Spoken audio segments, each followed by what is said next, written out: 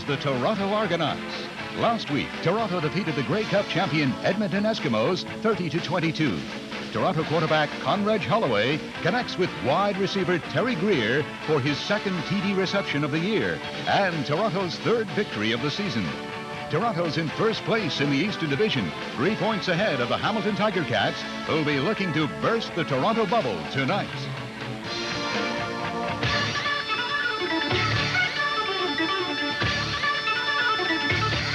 ESPN, the Total Sports Network, proudly presents for the third consecutive season coverage of professional football from Canada, featuring the Canadian Football League. From Iberwin Stadium in Hamilton, Ontario, it's the Toronto Argonauts versus the Hamilton Tiger Cats.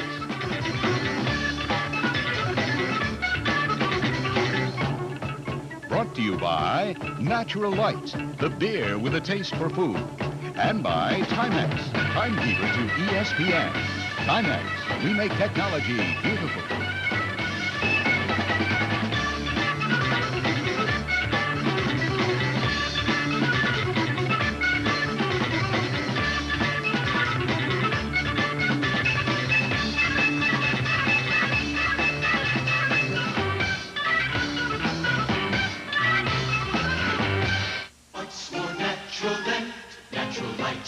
When the feast runs deep, fresh and flavorful, what's more natural than Natural Light beer?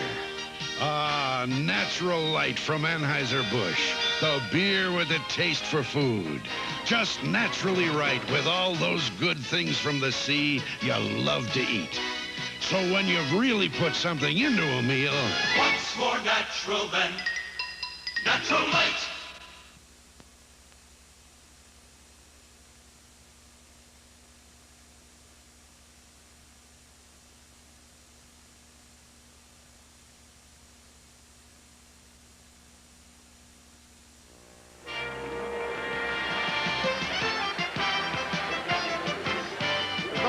About it, the heat is on here in Hamilton. The Ticats were the preseason favorites to walk away with the Eastern Conference.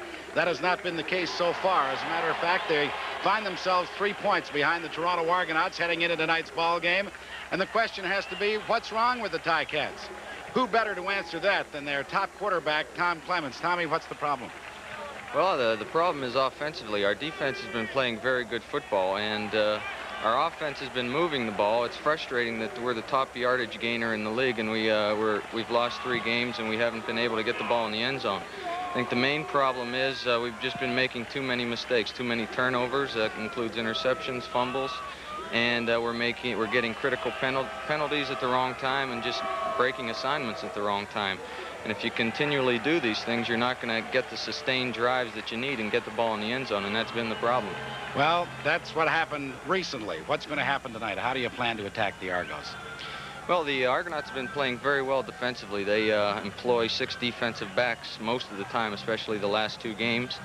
And they like to blitz a lot and put a lot of pressure on the quarterback. So we plan to roll out a little more than usual and hit some quicker passes against them and not let them put us in a bad position on second down.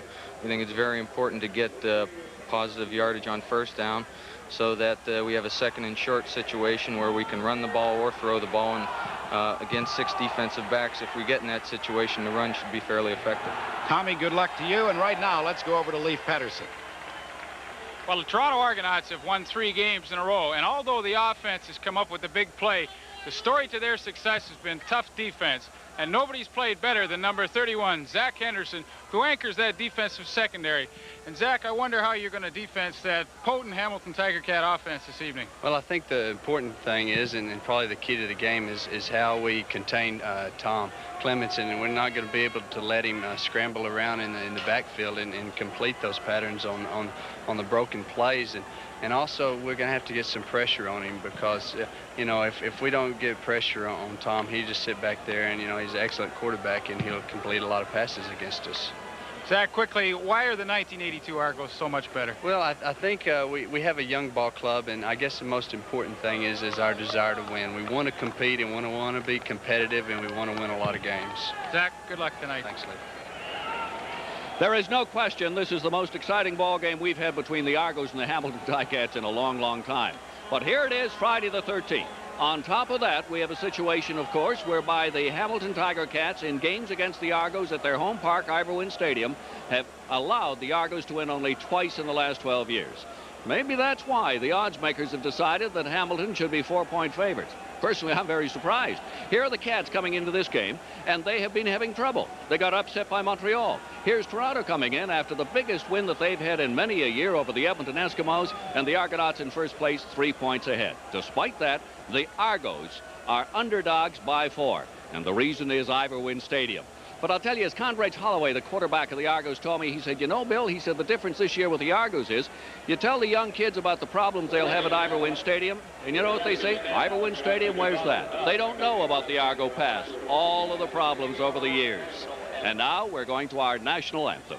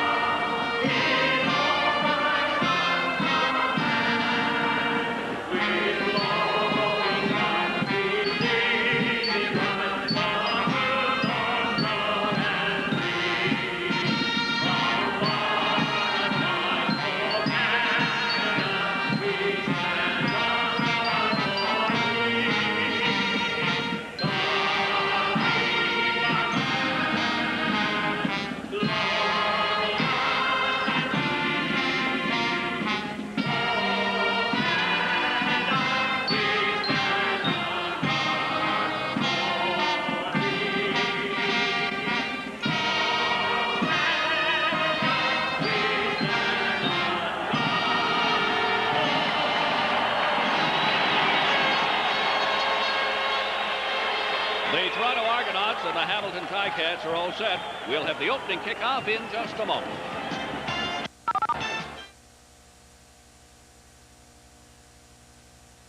Now. And now we go upstairs to a couple of fellows for whom Friday the 13th holds no superstitions, I hope. Pat Marsden and Leif Pettersson. And fellows, I think we're in for a good one. Well, I can assure you we're in for a noisy one anyway, Bill. Bernie Ruoff is set. Cedric Mitter, John Lowe, and Terry Greer are deep. And this will be John Lowe from his 2-yard line.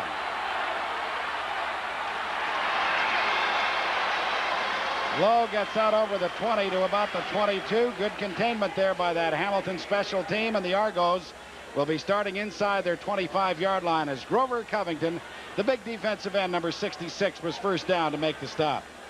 We'll set up that Toronto Argonaut offensive alignment for you as you see Conrad Holloway, of course, is the starting quarterback. Cedric Mitter had a big game against Saskatchewan. Bob Brock can run the ball, too. And as you look at the Toronto receivers, David Newman, of course, is not in there tonight. Rather, Jan Karinci will start inside. It is first down Toronto on the first offensive series of the ball game. Holloway wanted to put it up.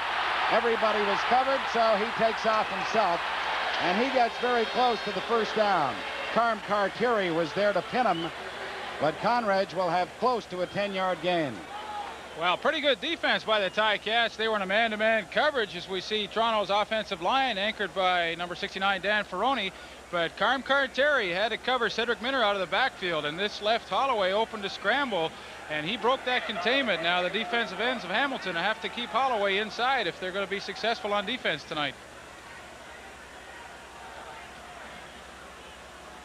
Placement of the ball means that the Argonauts will have a second and 2 or 3 inches to go. That's how close Holloway came to picking up the first down. Boy, it's a noisy crowd here at Ivor Wynne. You've played here, Leif. The adrenaline's got to be pumping for those guys in the yellow and black. Well, it certainly does, Pat. Their backs are up against the wall. They know they have to play well this evening. Early game, but a very important one.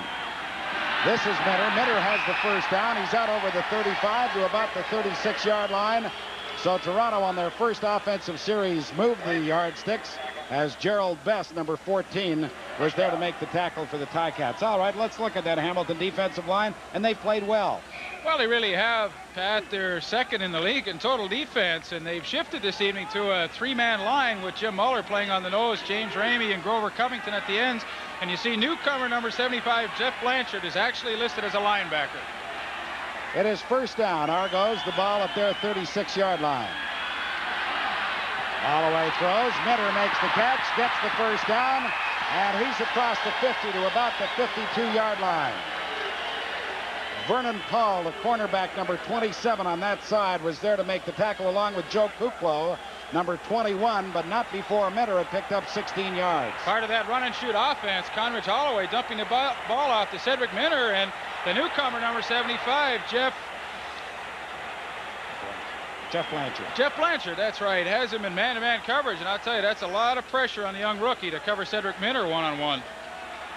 First down, Toronto. The ball at their 52-yard line. Back-to-back first downs for the Argos. Pearson makes the reception. He has another first down. And Pearson is down to the Hamilton 40-yard line. The tackle for Hamilton made by Howard Fields, their sophomore inside safety. The gain is 17 yards, 3 in a row, first downs, Argos. Well, once again, Hamilton staying in that man-to-man coverage. You know, I talked to Ben Zambiese earlier this week, and he said that defensive coach Dick Roach insisted on playing that man-to-man coverage, and it really puts a lot of pressure. If Howard Fields has to cover Paul Pearson coming all the way across the field, and that's a tough job to do. As you see him trailing him from behind, he finally makes the play, but Toronto's on the move. First down, Argos at the Hamilton 41-yard line. Bob Bronk, the big fullback, crosses the 40, gets to the 39. So he'll have a gain of just a couple as the nose tackle, number 69, Jim Muller, the former Queens University star, along with James Ramey, number 68, the defensive end, make the stop. You have a look at the Hamilton Ticats secondary, and it's an excellent man-to-man secondary, led by the veteran David Shaw in the corner, having another good year. It's second and long, the first time the Argos have been in this situation in this drive. 2nd and 8 yards to go. The ball at the Hamilton 39-yard line. The Argos have taken the opening kickoff and strung together 3 first downs. And now they're going to be called on a time count violation.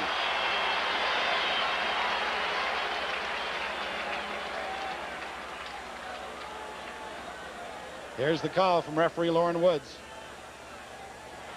Toronto, number 11, second down.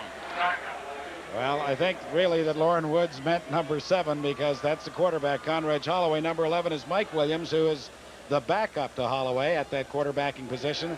And some people may say, well, a 5-yard penalty, big deal. It makes it 2nd and 13. But for Toronto, it is a big deal.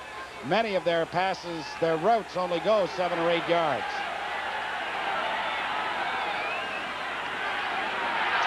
Pressure on Holloway, but he got away from it. Now he dumps it off to Carinci. He has the first down. And Carinci is inside the 20-yard line. Jan Carinci, the Scarborough boy who went to Maryland University, picks up 24 yards, and the Argos have 4 straight first downs. Well, Pat, I don't think that plays in the Argo playbook, but they certainly had lived very well here. As you see, Joe Kuklo doesn't know who to take, whether to pressure Holloway or come up, and he just dumps the ball off to Jan Carinci, and an excellent second down play. Argos, first down at the Hamilton 20-yard line. Hard to believe these are the 2-14 Argos of a year ago. Cedric Minter, and Minter is all wrapped up right at the line of scrimmage. Ben Zambiase and Carm Cartieri, 31 and 47, are there to bring him down. That linebacking brigade for the Ticats has Cartieri, 47, John Priestner, 36, Ben Zambiase, 31, and Jeff Blanchard, the newcomer from Rutgers University, number 75.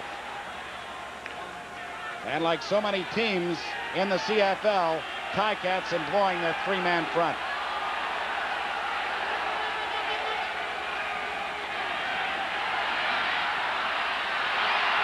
Holloway pumped once, could not find Terry Greer open, tried to release it to Cedric Minter, and the ball sails out of bounds.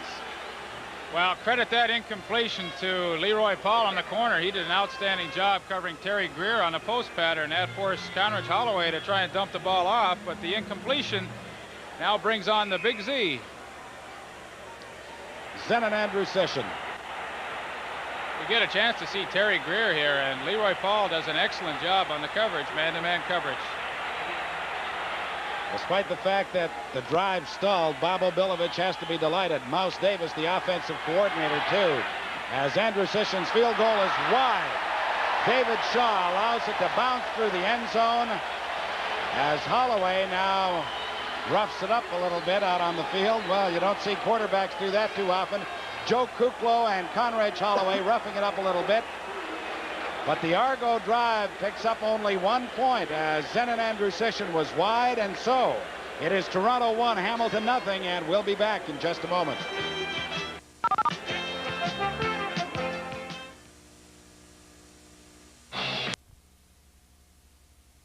Cats dodged a bullet on that one, a 67-yard drive, and all the Argos got out of it was a single point. First down, Ticats, the first time they've had the ball tonight. Starting from their 35-yard line.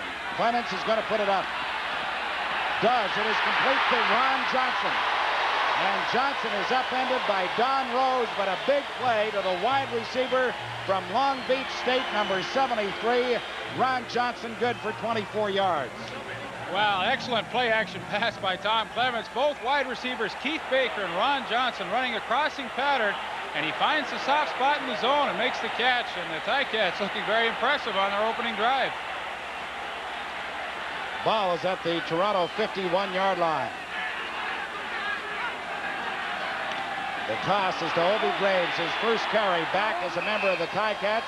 And Graves gets into about the 47-yard line before Jeff Gabrielson, number 72, and Rick Moore, the defensive player of the week last week, number 76, make the tackle. The gain will be about 4 yards, make it 2nd and 6 Ticats. Well, we have a chance to see the Hamilton Tiger Cat backfield, and number 23, Rocky DiPietro, as I mentioned in the top of the show, leading the league in pass receiving with 31 catches. DiPietro and Rick House, to me, two of the great receivers in the game, both Canadians, of course. As Clements rolls out of there, fires, Johnson makes the catch. A pretty play.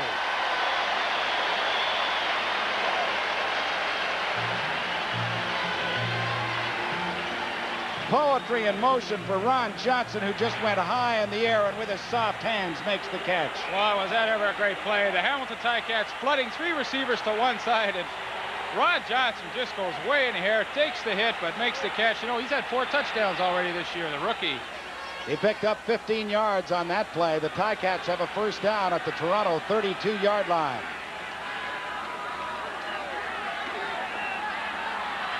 Clemens fires. DiPietro makes the catch and slips the tackle. And is inside the 20 to the 19-yard line. Leo Gray missed the tackle. Steve Aykroyd finally made it. But DiPietro was able to shake free of Gray and pick up 13 yards on Friday the 13th. Well, you know, that's a favorite play of Tom Clements, just to slip DiPietro straight out in the flat.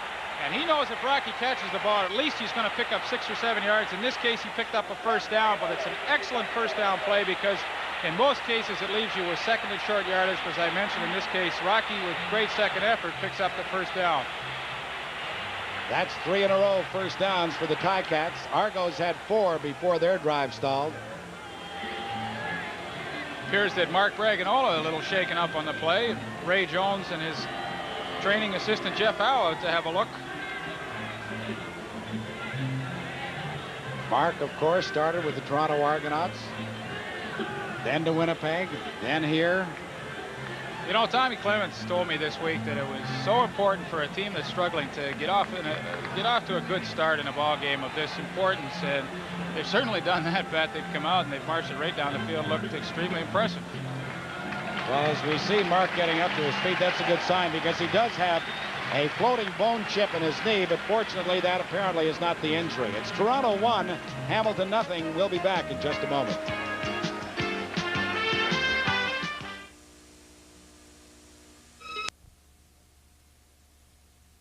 Ticat fans weren't too happy at number 11. You see the kid walking up. He had an Argo flag. But the Ticats are happy because they've got a first down inside the Argonaut 20-yard line. Flag comes down as Obi Graves, the ball carrier, gets a couple to about the 18-yard line. See what that flag's all about. Offside, Toronto is the early indication. Here's the call from Lorne Woods. Offside, Toronto 64. First down repeated. Leon Lescavage was offside, number 64. It'll be first down, 5 yards to go. Hamilton And for those of you who may have suspected that the Ticats were dead, don't believe it. They have looked impressive in this opening drive. With 6 minutes and 54 seconds left to play in this opening quarter, the Ticats trail 1-0, but they're on the move. The toss again goes to Obie Graves, but Rick Moore, number 76, hopped on his back and contained him to about a 2-yard advance. Good defense by number 76, Rick Moore. He fought off the block of the right tackle, Marv Alamang, and made a good stop on Obie Graves. This is where it gets tough, to where the Ticats have had all their trouble this season. But they get down inside that 20-yard line, moving the football. The Argo front four is Rusty Olson, 79, Leon Lescavage, 64, Earl Wilson, 58, and Rick Moore, 76, and they have been tough. This is Obie Graves again. And Graves drops the ball. The Argos have recovered. Well, wait a sec. No, the Cats get it back. About 6 or 7 different players had a shot at it.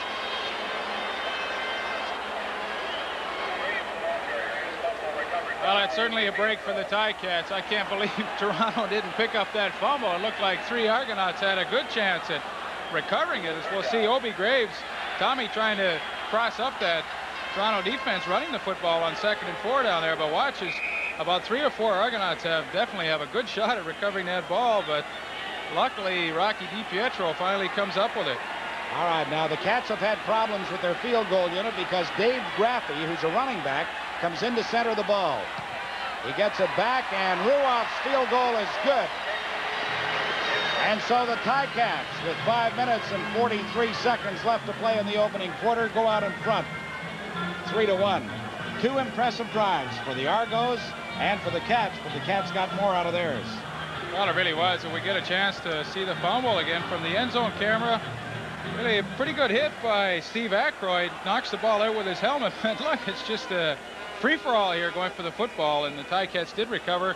Pat did mention about the new center in there, Dave Graffey, snapping on 3rd down. I tell you, he shot a pop fly out of there. It was a good thing Tommy could bring it down and hold it for Bernie. So now the Argos start from their own 35-yard line, and now they trail 3-1. Cedric Minter. And Minter gets to about the 38, not much further. Joe Kuklo and Gerald Best were over there to make the stop. Bob Obilovich, and what a job this man has done. Played for the Ottawa Rough Riders, coached with George Brancato in Ottawa, knows the Canadian Football League, has assembled a top-notch staff. And I'll tell you, his team in every game, preseason and regular season, has played with the desire that Obie had as a player. You know, Pat, the way a team's special teams perform is usually a direct reflection of the coaching staff, and Toronto's special teams have been just outstanding. It is 2nd down, 8 yards to go. Argos. Holloway again gets the pressure and is sacked back at his 33-yard line. James Ramey, number 68, gets the sack. But I'll tell you, James Ramey must feel pretty good because he spent the entire training camp with the Toronto Argonauts, was released, and now brought back to Hamilton, and he gets his first sack of the ball game. Ramey had him low. Jim Muller, playing the nose tackle spot, number 69, had him high. So Zenon Andrusician will be punting for the first time tonight. It is 3rd and 12, Argos. Howard Fields and David Shaw back to receive this punt. A high twisting spiral. Well, this is Shaw. Shaw tried to get outside, but Mike Hamiluk, who is very, very active on those special teams for the Argos, was down to make the tackle inside the Hamilton 40-yard line. It is Hamilton 3, Toronto 1. We'll be back in just a moment.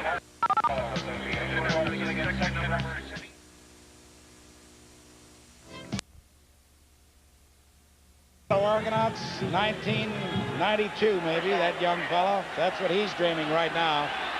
But the Hamilton fans are excited. The Ticats have the ball inside their 40-yard line on 1st down. The pass is complete to Baker. And Baker will have about 8 yards. JoJo Heath, number 24, the newcomer from the University of Pittsburgh, who, like all of that Argos secondary, have played so well in the 5 games to this point, was there to make the tackle. Well, you know what the key for the Toronto secondary has been in their last 3 wins is they haven't given up the big play. They've kept everything. All the defensive backs have kept the receivers in front of them, just as JoJo Heath did on that play. Let Baker have the 8-yard out and then came up and made the tackle. But of course, the secret to their defense has been not to give up that big play. Mind you, as Tommy Clements said, we want to pick up sizable yardage on first down, and then we have the option of run or pass on second.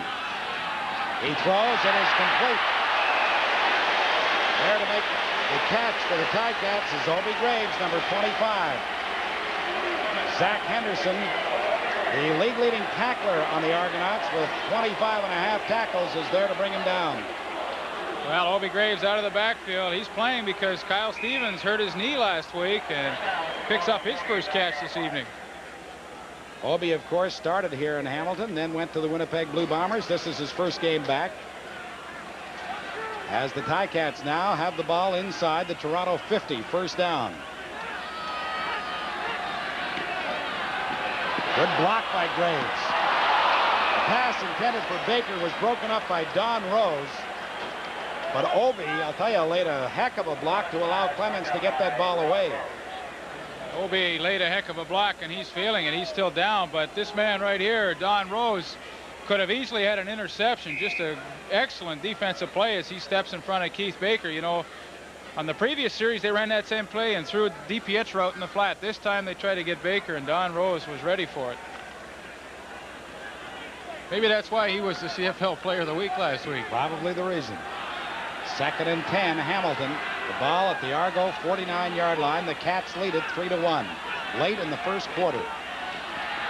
Clemens throws. Baker makes the catch after bobbling it momentarily, but he should have the first down. He'll be very close to it.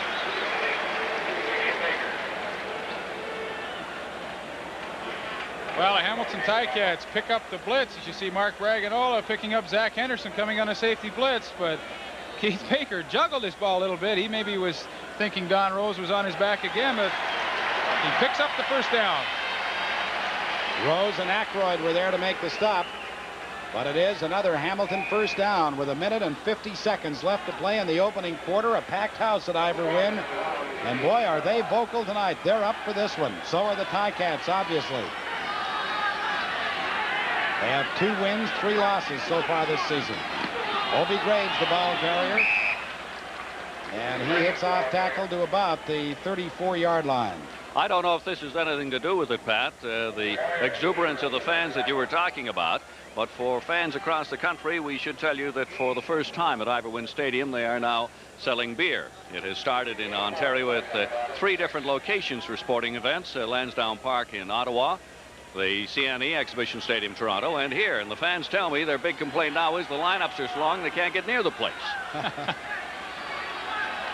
gain was 4 yards. It is 2nd and 6 as the minute flag comes up. Clemens throws. It is picked off by Darrell Wilson. And they rule no interception. They rule that when Wilson went down, the ball came out. Well, I hope we get a second look at that. It looked like a pretty good catch from here, but nevertheless, it just shows you what kind of ball hawks those Toronto Argonauts have in their defensive secondary. Once again, Ron Johnson high in the air, but JoJo Heath in with the tackle.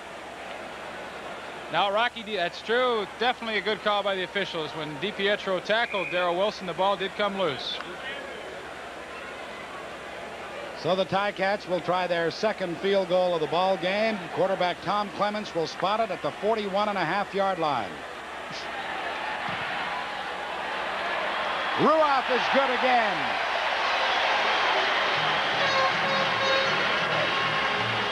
And so, with just 34 seconds left to play in the opening quarter, the Ticats have extended their lead 6-1, and it's interesting to note that Hamilton was a 4-point favorite, according to the odds makers, coming into this ball game, and many people couldn't figure that out. But they're ahead right now by 5. Well, this is not the same Hamilton club that fans saw play against the Montreal Concord. I don't think there is any doubt that when they play the Argos, there is just that little added incentive. And when they play in their home park, like most clubs, they just play a little tougher. Well, maybe tougher than most clubs in their home park. There are a few, however, like Saskatchewan, and you can name 2 or 3 others that are as tough. But this is certainly one of the hard spots to come into. You're absolutely correct, Bill, as Conrad Holloway brings that Argo offense out. And the pass was very nearly picked off by David Shaw as he stepped in front of the newcomer to the Toronto lineup, number 15, Scott McGee. Well, David Shaw, the 8-year veteran, in bump and run coverage on the newcomer Scott McGee, and he does an excellent job coverage here. He should have really had the interception. Couldn't come up with it, but he's certainly been the best defensive back the Ticats have had over the years. That was only the second incompletion for Conrad Holloway. He has thrown 6, completed 4 for 60 yards so far in this first quarter. This should be the final play of the opening 15 minutes.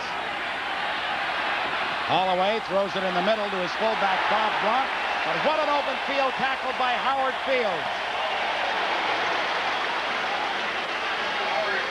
Fields comes up with the big play to stop the Argonaut fullback, and they'll be punting when we come back at the end of the first quarter of play. It is Hamilton 6, Toronto 1. We'll return with the second quarter in just a moment.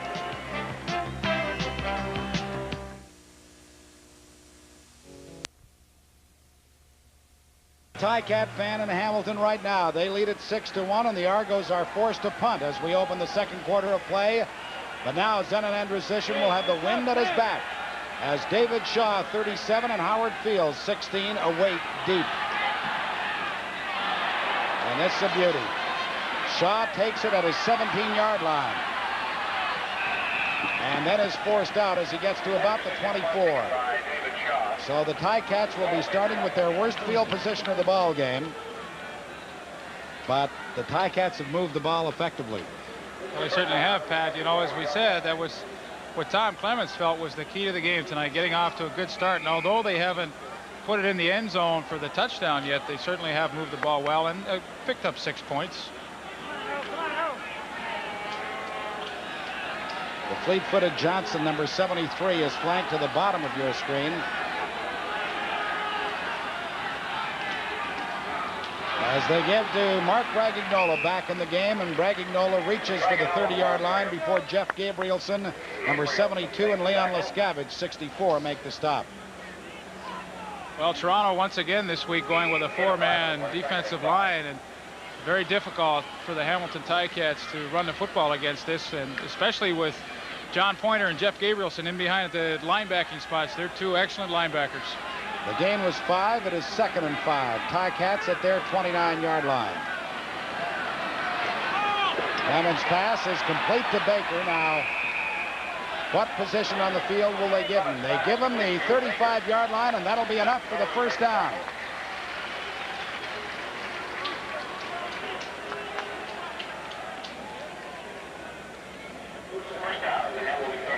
You know, you played with Tommy Clements. He really is a quiet, subdued, very confident quarterback, though. Well, he really is. It's very difficult to read Tom if you're up 40 points or down 40 points. He always has his composure, and he's looked good so far this evening. First down, Ticats from their 35. Obi Graves on the draw. Graves gets to about the 37 or 38-yard line. Jeff Gabrielson again, the middle linebacker, and Steve Aykroyd, number 26, were there. So the gain is a couple. It is 2nd and 8. If you've just joined us, it is 6-1. Hamilton over Toronto.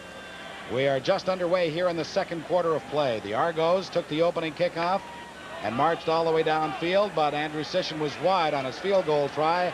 Since then, Bernie Ruoff has been good on 2 field goal tries for the Ticats. Baker makes the catch. But he does not get to the 45-yard line, and he had to reach that point for the first down. Leo Gray, number 28, was there to make the stop along with Darrell Wilson. Well, that's a tall order, stopping Keith Baker in the open field. As we hear the crowd in the background wanting the Ticats to go for it, but here we see Baker making the catch, and actually it's number 31, Zach Henderson, who does an excellent open field tackling job there, holding Baker short of that first down. Well, they're about a full yard away from the first down. You know, you talked to Zach Henderson before this ball game on camera. To me, he's been the outstanding defensive player in the CFL in the first 5 weeks of the season.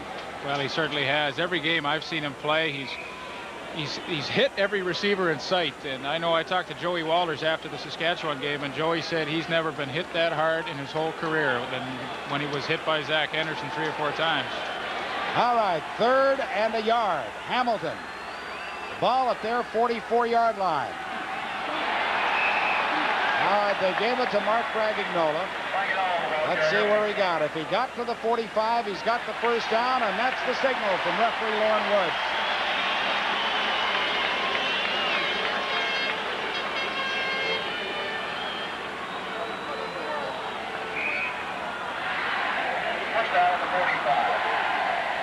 Well, you know, under normal circumstances, I would have said that was a safe gamble. But, you know, last week against Montreal, they turned the ball over twice on downs. But nevertheless, they did pick up that first down. So from their 45-yard line, the Ticats begin again. Clemens throws. Baker could not make the catch.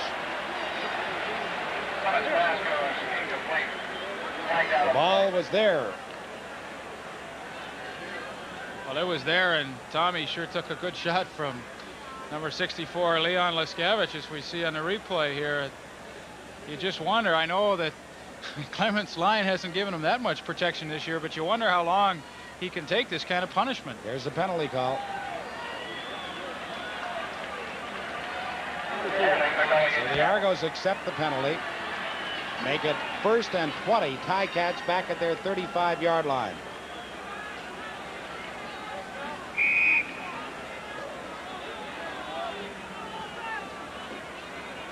We've got 10 minutes, 50 seconds left to play in the second quarter of a game that is rolling right along. Ticats out in front, 6-1, with a first down and 20 from their 35-yard line. The screen is set up, but Obi Graves could not make the catch. And then a diving Jeff Gabrielson could not bring it in either. Gabrielson, the ex-Montreal Alouette of a year ago, feels that he should have made the interception. Tommy Clements, strangely enough, coming into this ball game as we see him set up for the screen, had completed 63.7% of his passes, yet had only 5 touchdowns and 13 interceptions.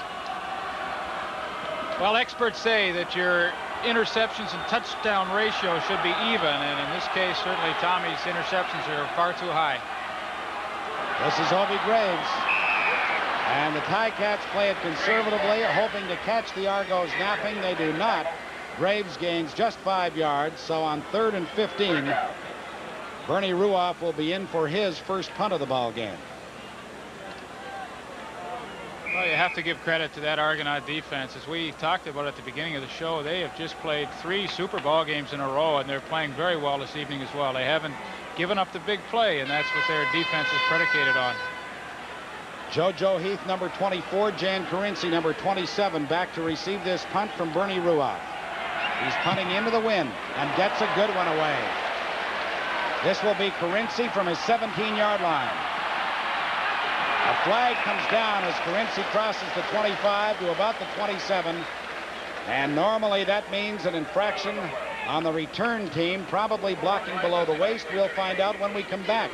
Because right now the Ticats have a 6-1 lead, and we will be back in just a moment.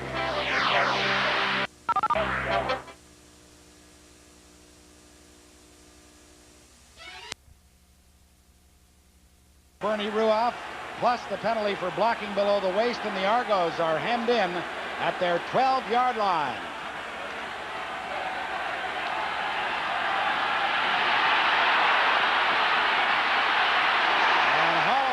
To eat it. He got back to the line of scrimmage, but no further. Tremendous coverage by the secondary of the Hamilton Ticats. There was just nobody for Holloway to throw the ball to. Well, you certainly called it, Pat. Leroy Paul did an excellent job on Terry Greer, as well as the rest of the secondary, and they just forced Conrad Holloway to try and run the football. So we see newcomer Earl Wilson on the bench. He's playing for the injured Fred Norgren. But the Ticat secondary, I would consider them one of the better secondaries in the CFL.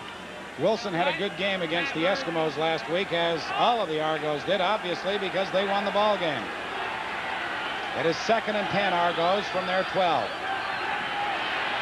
Holloway throws in the middle, And Minter was not able to hang on. The ball hit him right in the hands. Conrad had a lot of mustard on that one.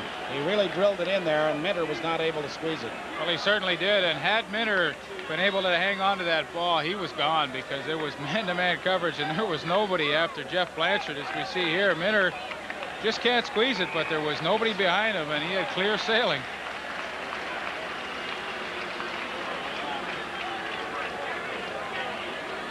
So Zenon Andrusician will be punting again. With 8 minutes, 30 seconds left to play in this second quarter, Hamilton out in front 6-1. And the Ticats should enjoy pretty good field position. Not a good kick by the Big C. However, Fields allows it to bounce and takes it at his 48-yard line. Gets to about the 53, no further. And so when we come back, that's where the Ticats will put it into play as they lead the Toronto Argonauts 6-1, and we will be back in just a moment.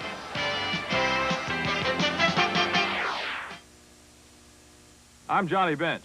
This is Krylon Spray Paint, the other leading national brand. And here comes my fast pitch, so watch close. Krylon Special Formula goes on smooth, just like a professional finish. And just 12 minutes later, it's dry to the touch. No runs, no drips, no errors. The other brand's still tacky after 1 hour. Let's see it again. Krylon dry after 12 minutes. Other brand still tacky after 1 hour. Did you catch that? Krylon, for a smooth, fast professional finish. Off the white-bellied jet that lands me to a hotel that understands me. I've got business and I'm on the road again.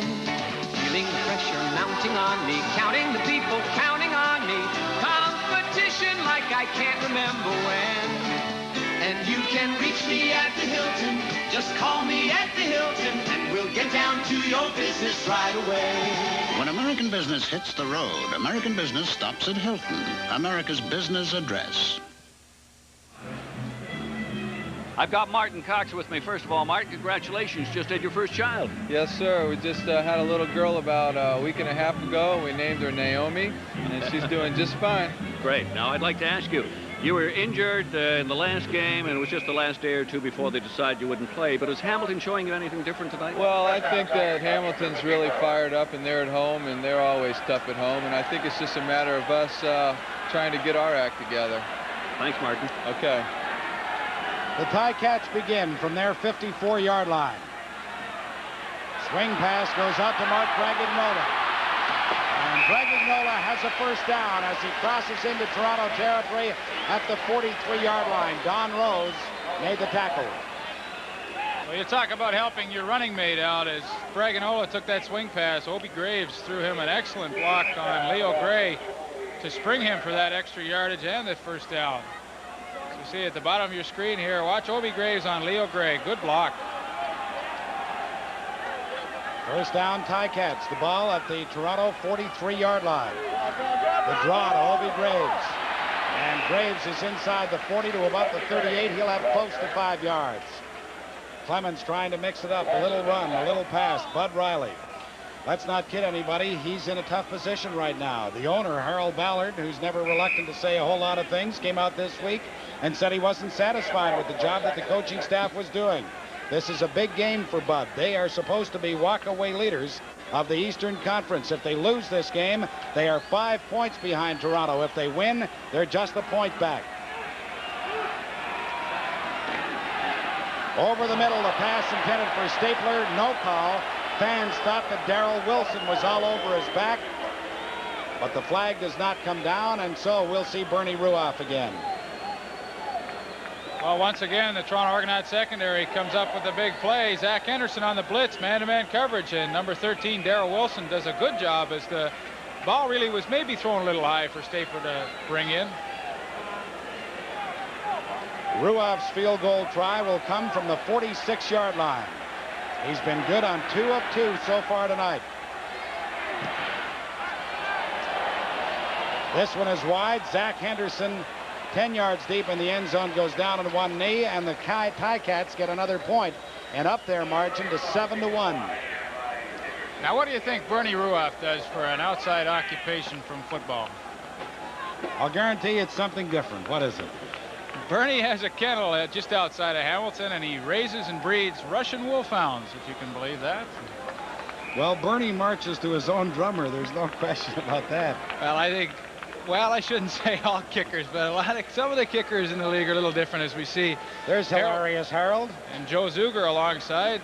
Harold looks a little concerned here. Ticats only leading 7-1 at this point. On the wide field goal try, the Argos take over at their 38-yard line with a first down. Holloway throws it. It's picked off by John Priestner, and then he dropped the ball.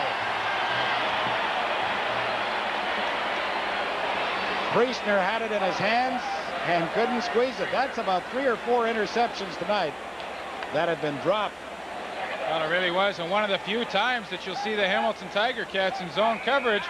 Priestner just a deep drop and reads the pattern, and really, he's a frustrated middle linebacker because he knows he should have had that interception. John, of course, one of a few Canadians who have gone from college ball to the National Football League from the University of Western Ontario. He went to Baltimore.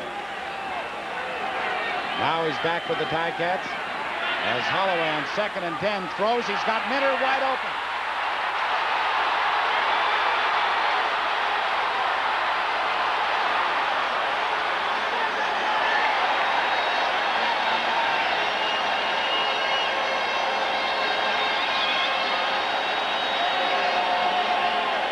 The Boise State All-American Cedric Minter is inside the Hamilton 20-yard line.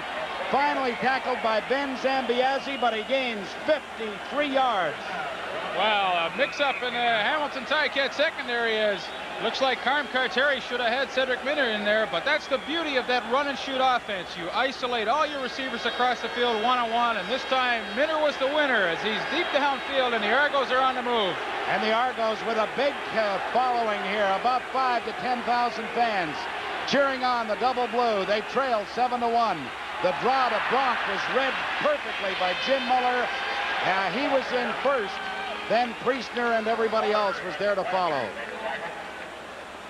Well, Pat, it certainly is an exciting game. Not a lot of points have been scored yet, but both teams are certainly moving up and down the field. You could just feel the tension in the air, though. These Hamilton fans trying to outdo the thousands of Toronto fans that are here, and this place is bedlam.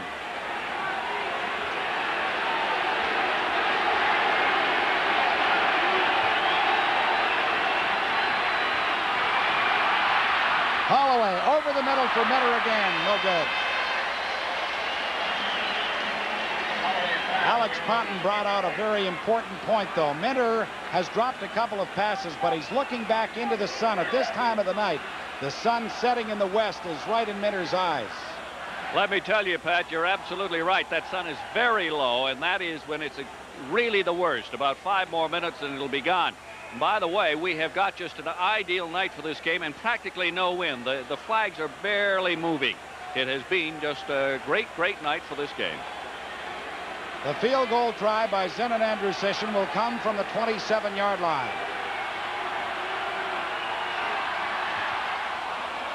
And it is good.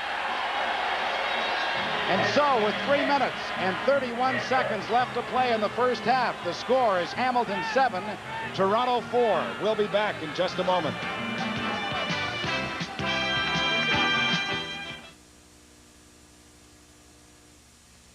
Okay, football fans, you've waited long enough. I've got your whole football season right here in this bag, and you can get the bag free. The season of '82 begins with Sports Illustrated's new college and pro football preview, their biggest preview issue ever, covering all conferences, all divisions. 120 pages, 40 pages of scouting reports. It's the football year to come in full color. And it's followed by week after week of football, as only Sports Illustrated can deliver it.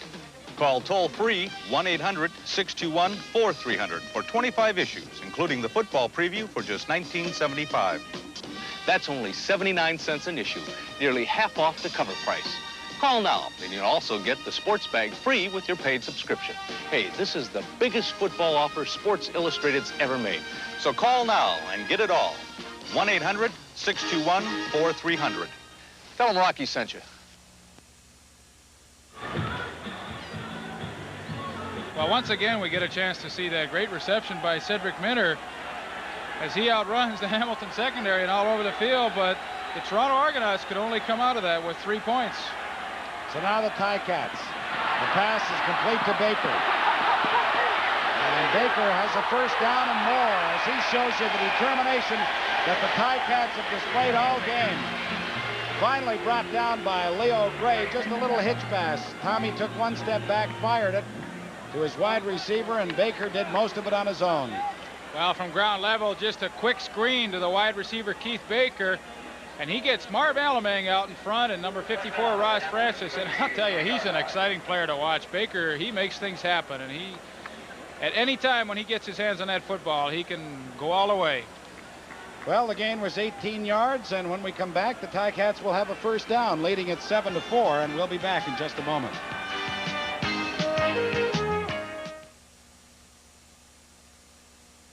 What's more natural than natural light? The Hamilton Ticats lead it 7-4. They have a first down at their 53-yard line. This is the most enthusiastic Hamilton crowd I have seen in years. The Ticats are off to a dismal start by their standards, 2-3, but this is a key game for them. The fans know it, and so does that Hamilton offense.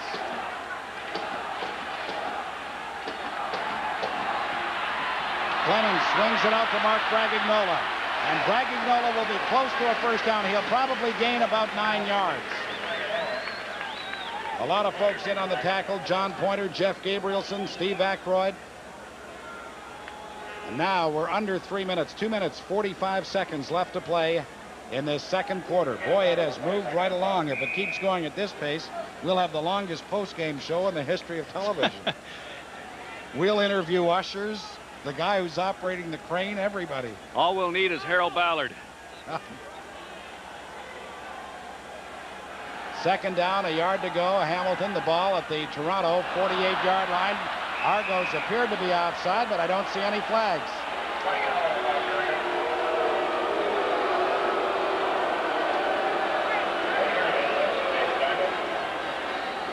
Well, they're going to measure for this one. I'd like to see that one back because it sure looked like the Argos moved, but it may have been a linebacker who stopped right at the line of scrimmage. And as you see, the Ticats are still a half-yard short. Well, you know, the Ticats have just had an awful time picking up those second and short, third and shorts, as we see. Looked like a little movement there by... Well, Pointer was definitely at least a foot offside. Certainly did. All right, a big play now for both the Ticats and the Argos. Third down. I say Tommy keeps it himself. He does, and he's got the first down. Tommy Clemens gives the Ticats the first down. I could tell the way he walked up to the line of scrimmage. That's a nice call there, Coach. Thank you, thank you. You know, as we look back at the end of the game to our Panasonic play of the game, we'll certainly have to consider that long pass reception by Cedric Minter. Although they didn't cash in on a major score, he certainly set up a much-needed 3 points at the time, so possibly that could be our Panasonic play of the game. Or maybe the play that's coming up right now, because the Ticats have a first down at the Toronto 46-yard line.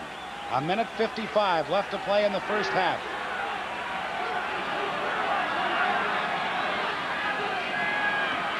Clemens fakes the draw, and now he's going deep for Baker, who makes the catch down to the 9-yard line.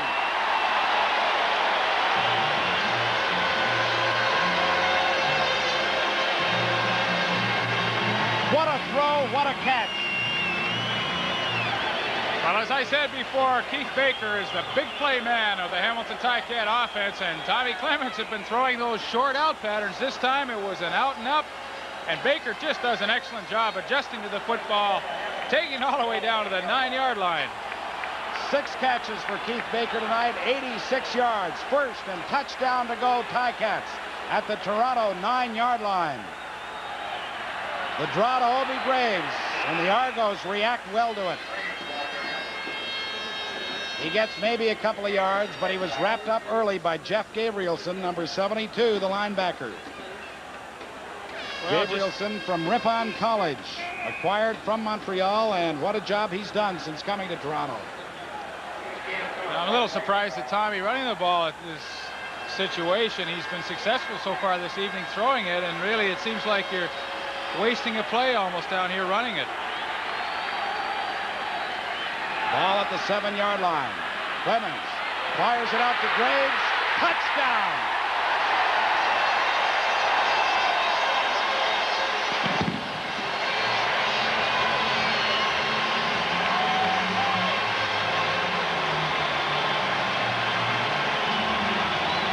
Obie Graves comes back to his old stomping grounds and scores the first touchdown of this ball game. And you can hear the crowd. They're calling Obie, Obie. They really like Obie Graves here at Hamilton, and they're glad to have him back.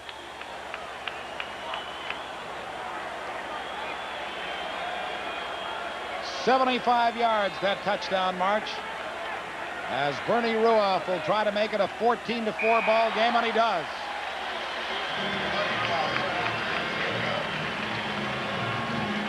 This is an interesting touchdown pass to Obie Graves. If we can see, number 23, Rocky DiPietro, runs into Obie Graves' man, Leo Gray, trying to cover him. And Obie knows what to do with that ball when he gets it. He's into the end zone for Hamilton's first touchdown of the evening. Once again, from the ground level camera, Tom Clements to Obie Graves.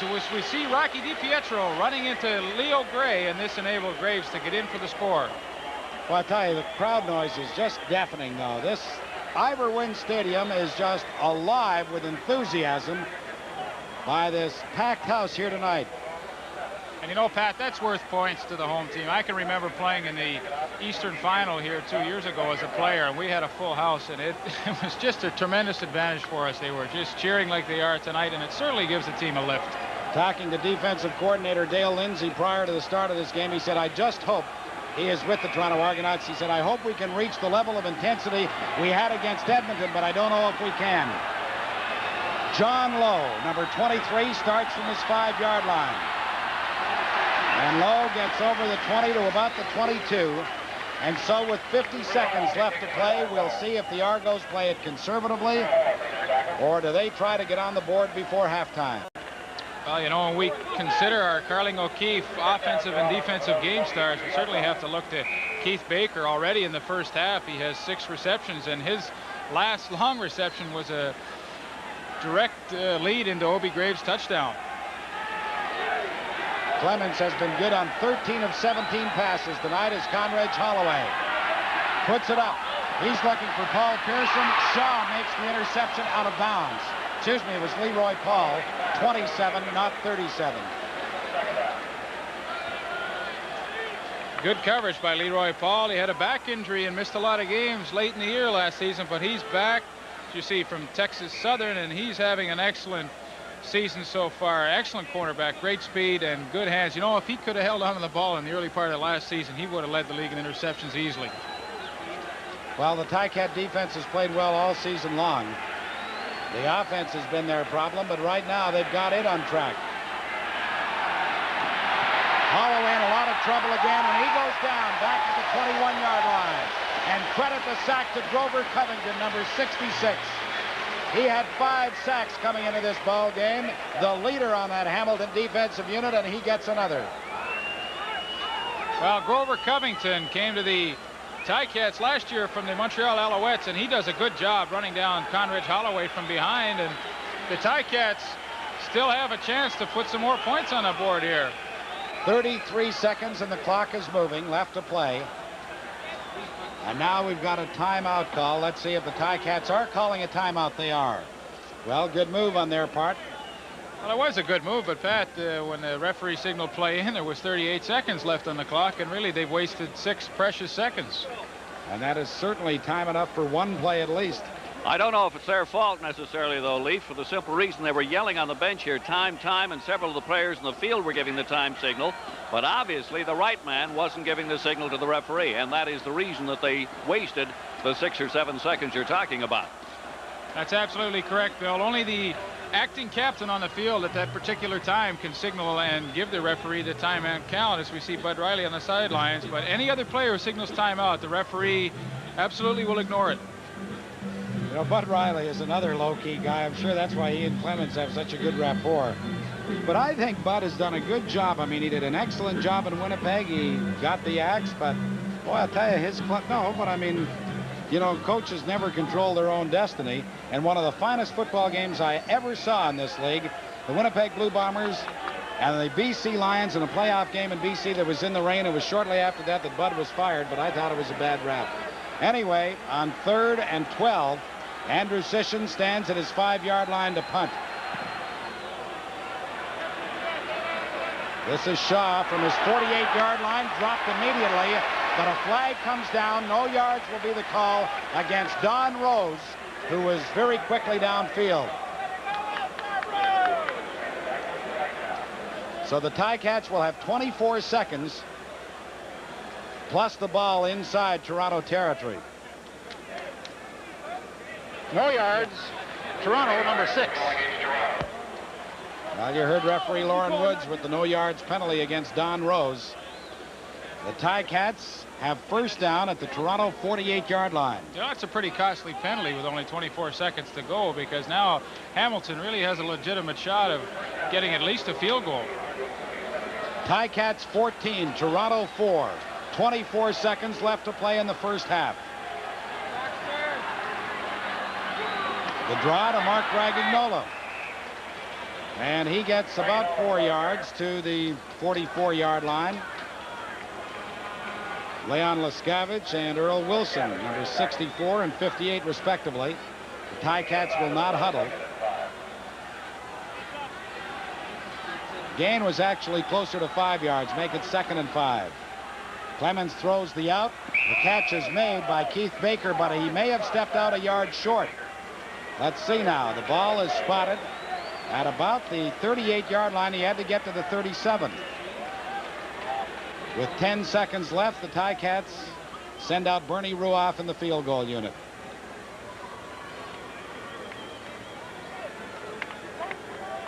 Well, they've called for a measurement, but really it's of no consequence. As Pat mentioned, Bud Riley is not taking any chances with 10 seconds left. He sent his field goal team in. Except that it is a first down. So now what happens? They've got 10 seconds. They could certainly throw a pass. I don't think Bud Riley will take a chance with a 14-4 lead. I'm sure he'd just as soon settle for 3 points.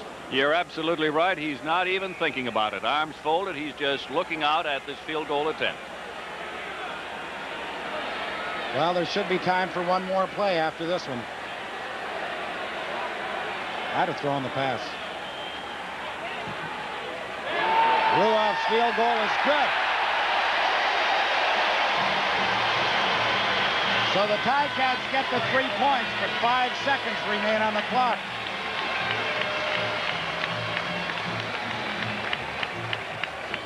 I'll tell you, Tom Clements is doing an excellent job holding for Bernie Ruoff, because he's getting not the greatest snaps from the backup center, Dave Graffey, but nevertheless, he got it up on the tee, and it was an excellent kick by Bernie Ruoff.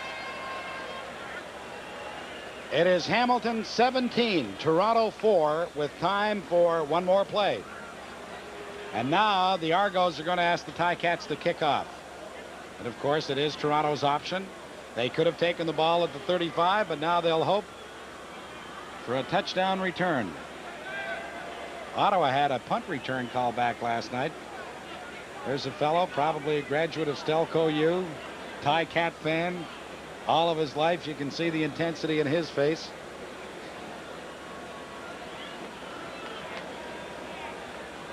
Argos with their kickoff return huddle. They'll have Mitter back there, and they'll have Terry Greer too, but chances are that Bernie Ruoff will kick it to John Lowe. I have a feeling it won't even get that far.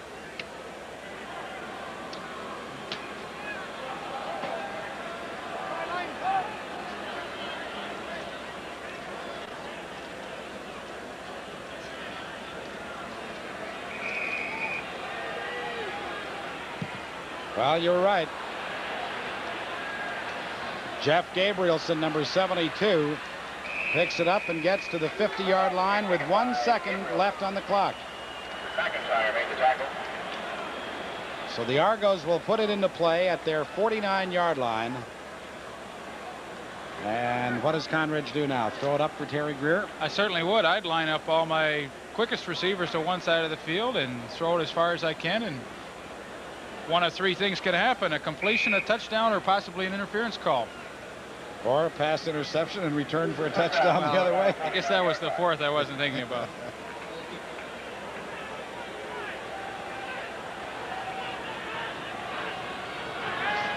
Well, they got the trips formation to the right. And it's a quick kick instead by Jan Carinci. And it's all onside. The Argos, Cedric Minter touches the ball, but it bounces into Howard Fields' hands. And Fields is finally down at the 28-yard line. The Argos, of course, are saying that all three of those receivers on that side were onside.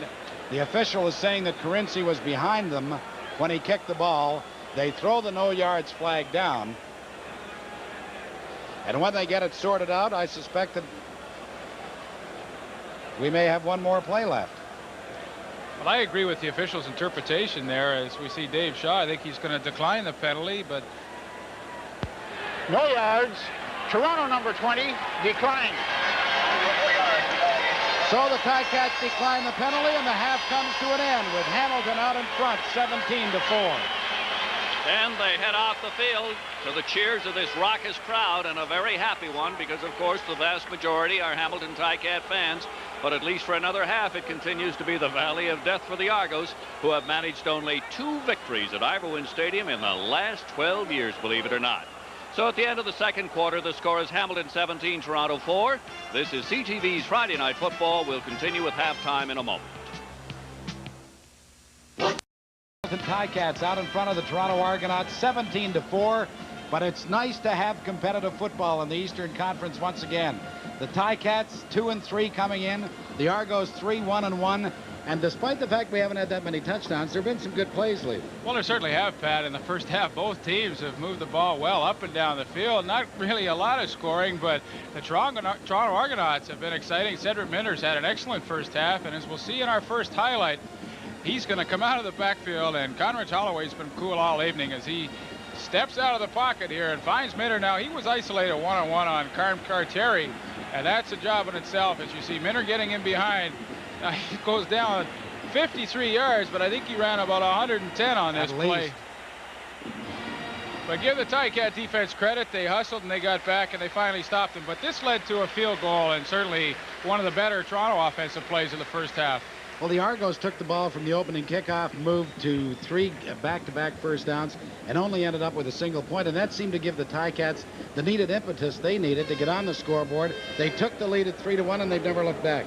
Well, they certainly did. And I think Tommy Clements and the entire offense has had a good first half, especially number 1, Keith Baker. He's a game breaker, a really exciting player. And here late in the second quarter, he hauls in this pass down the sidelines for 38 yards in behind cornerback Don Rose, and this sets up the first Ticat touchdown of the ball game. As we see Tom Clements back to pass, and he'll hit Obi Graves sneaking out of the backfield.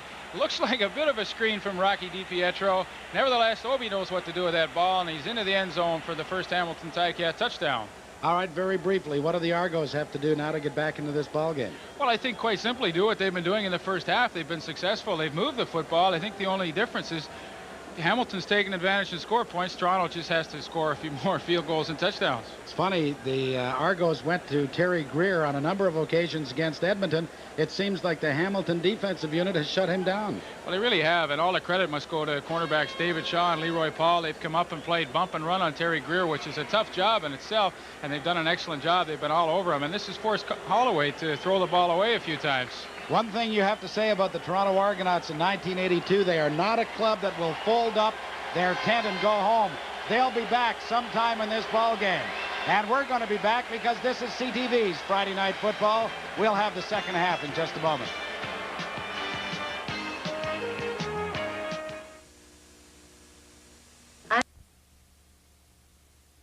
I've got Doug Rettel with me. Doug's the offensive guard and also center, and he snaps in the third down. But as you can see, Doug's out with a knee operation that took place just a week or so ago and really missed in that lineup.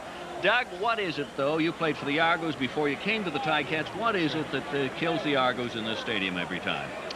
I tell you what, when I was playing with the Argos, you have a real low, it's almost a scary feeling before the game. there's a certain history behind the Hamilton Tiger Cats of being the beast of the East. And I don't know whether that's just fiction or fate or what, but the opposing teams that come in here, especially Argonauts, you just feel it. You feel... Well, how come Hamilton is improved to such a degree after they came up with that poor game against Montreal Concord? You need a couple bad games to get you back on the road. I'd rather see... I really don't have any explanation. Some of the guys, they just said, there are just too many breakdowns. There's not one guy you can point the finger on. We're all just making too many breakdowns. But what we got to get back now is more intensity. And I think that's what you're seeing tonight. More intensity on the offensive line and on the defense. There was a word that there was a little bit of bickering going on amongst the Hamilton Ticat players. Is that correct? I've been in the hospital for 2 weeks, so all right. I really don't know, Bill. That's right, unfair. Doug, we hope you get back in a hurry. Thank you, Bill. Okay. Doug Rattle, who's on the injury list for the Hamilton Ticats. They're ready for the kickoff, Pat, so back up to you and Lee. Thank you, Bill. You see the statistical story of that first half. Tommy Clements and that Hamilton offense that has moved the ball well in all their games, but haven't been able to put it into the end zone. Finally did in that second quarter, and as a result, they have a 17-4 lead, and you see they certainly lead the statistical story as well. 212 to 123 in total yards. Toronto to kick off. Zenon Andruseshin boots it deep. This is Steve Stapler from his 9-yard line. The flag is down back at the original point of the kickoff. The Argos may have been offside, and they also may be guilty of a face mask on the tackle. Let's wait and see. Stapler returned the ball to about the 35.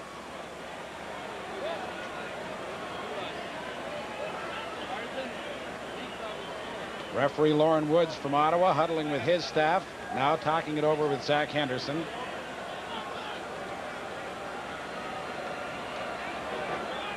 Well, just as the first half ended on a penalty, so this second half is opening with a couple of penalties. It looks slow.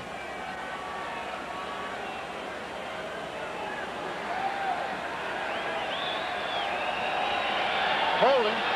Hamilton 75.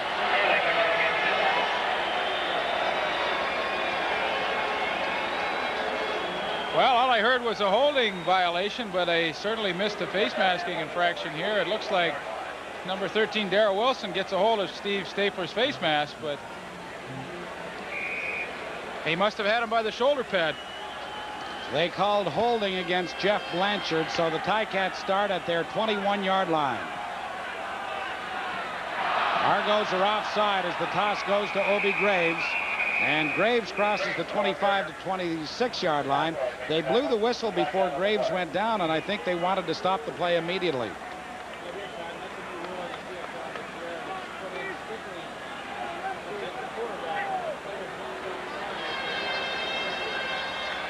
Toronto 79. First down repeated.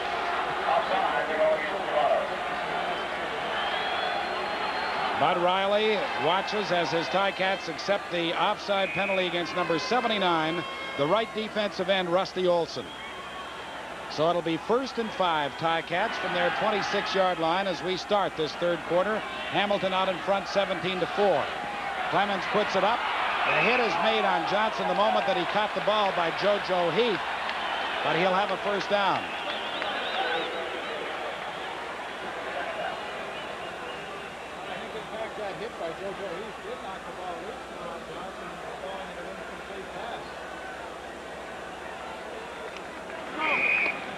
Well, they say it's incomplete. That's what it is. It is 2nd and 5.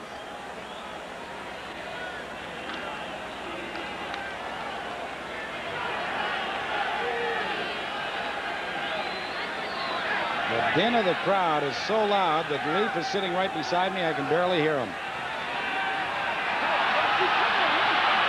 Clements going deep for Stapler. He makes the catch at the Toronto 40. He had JoJo Heath turned around.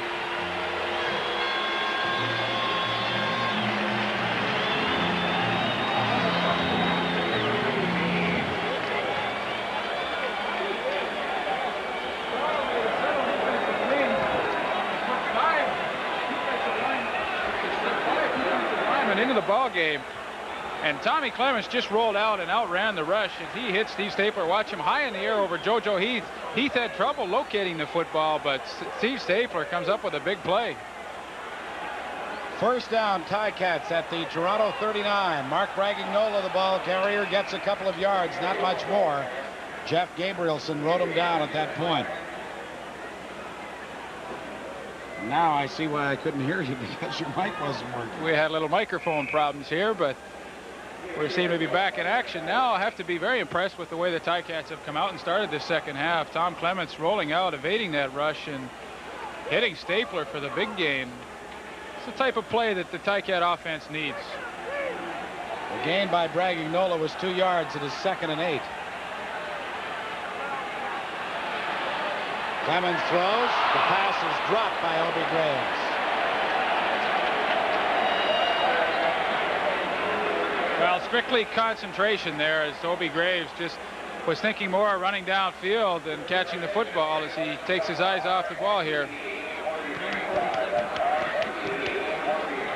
Strangely enough, the #1 pass receiver in the entire CFL, Rocky DiPietro, has caught but 1 pass tonight.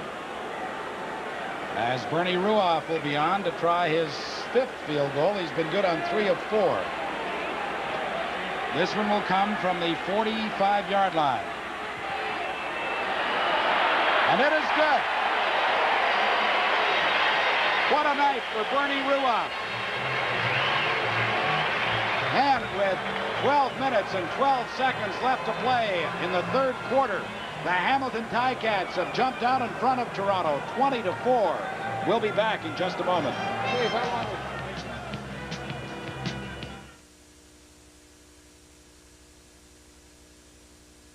More natural than Natural Light.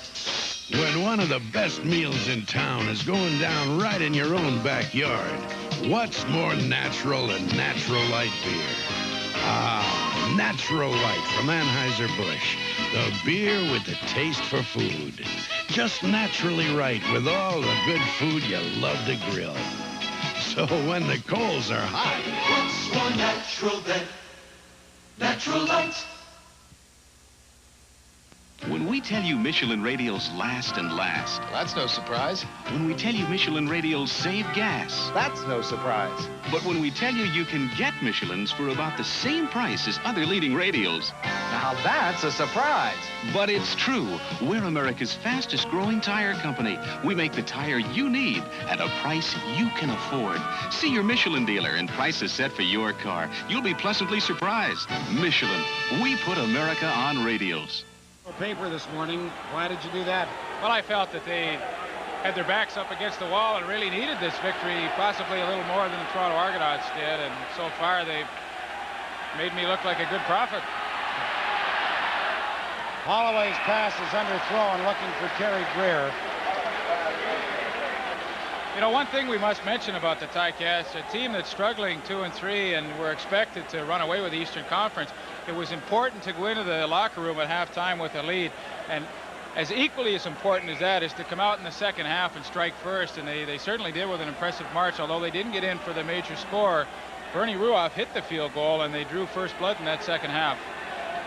Conrad Holloway was good on 5 of 7 in the first quarter, 1 of 5 in the second. Now he's 0 for 1 in the third. Now he sets up the screen to his fullback, Bob Bronk. Bronk, with a lot of room, gets the first down as he gets to the Argonaut 53-yard line. An injured Hamilton Ticat on the field. And when Bronk runs, it's not surprising that there are opposition players down. That looks like Ben Zambiazzi. It certainly is, and Ray Jones out having a look at him. Let's hope it's maybe just a wind knocked out of him. You know, Ray Jones, the Ticat trainer at one time, was the head trainer for Canada's national basketball team. Well, we've talked about Bob Bronk before. He's a 6-footer, goes 215 pounds. And let's watch him now, because I think this guy's going to be a star in this league. Well, you know, to run a successful screen, your offensive linemen have to be actors. And this time, they let the Hamilton defensive line feel that they had beaten their man and in on Holloway. And then he just dumped it off to Bob Bronk. And a very well executed screenplay by the Argonauts. I was saying Ray Jones, one of the best trainers in the business. You know, people don't realize how important the trainer is to the ball club. The players really have to have confidence in the guy that's bringing them through their injuries. And the players I know in Hamilton certainly have full confidence in Ray Jones, and when he tells them they're healthy and ready to go, they can be assured that they are.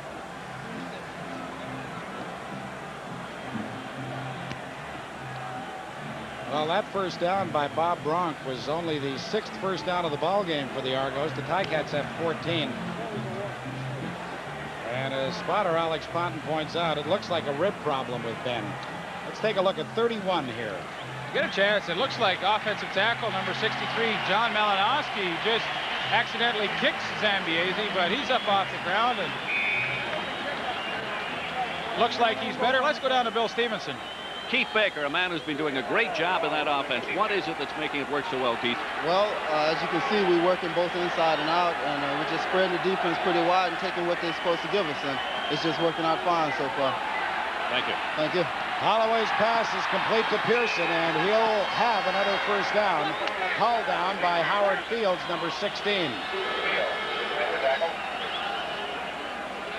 Now it appears as though they're going to mark it just about a yard short. Unless they bring the chains out, we're going to see now. The Argos need some points right now. They've got to get some points off this drive in order to hang in this football game. They trail 20-4. Well, all year I've been waiting for that second and short situation for someone to go to the play action pass, and I'm not sure if we'll see it here, but one of these days one of the teams are going to do it for me. I don't think you're going to see it here because the give is to Cedric Minter, and he busts through there. Minter is all the way down to the 30-yard line. Joe Kuklo made the tackle for the Ticats, number 21. Well, an excellent short yardage play as the right side of that Toronto offensive line with John Malinowski and Roland Mangold leading the play. Good block from his running mate, also number 34, Bob Bronk. But that's excellent execution on the running game on a second and short situation. The gain was 18 yards. It is first down Toronto at the Hamilton 31.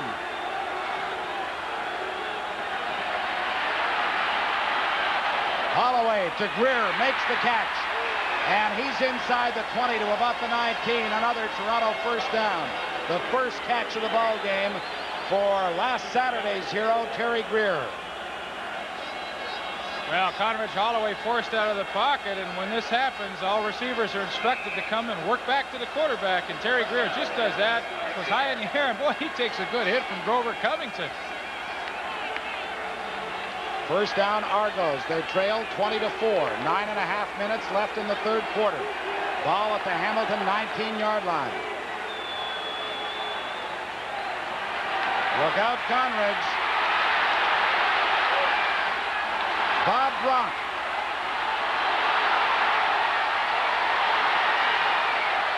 And Bronk will be very close to a first down.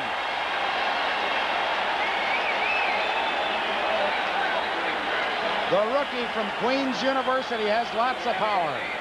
Brought down by Gerald Best, 14, and Joe Kuklo, 21. Well, does this ever remind me of the Conridge Holloway of old? Eyes in the back of his head as he sees and feels that rush coming on him. Just dumps the ball off to Bob Bronk. Gets some good blocking from number 69, Dan Ferroni, but really a bad play turns out into an excellent play for the Argonauts. Argos second and a yard to go. Give is to Minter. And Minter is upended short of the first down.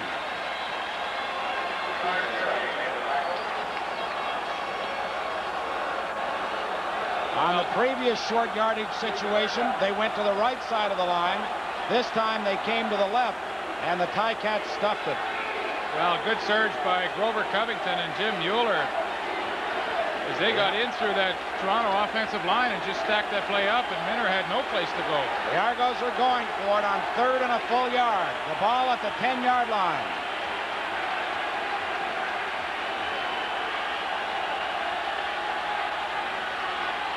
Minter again. He's got the first down, or does he?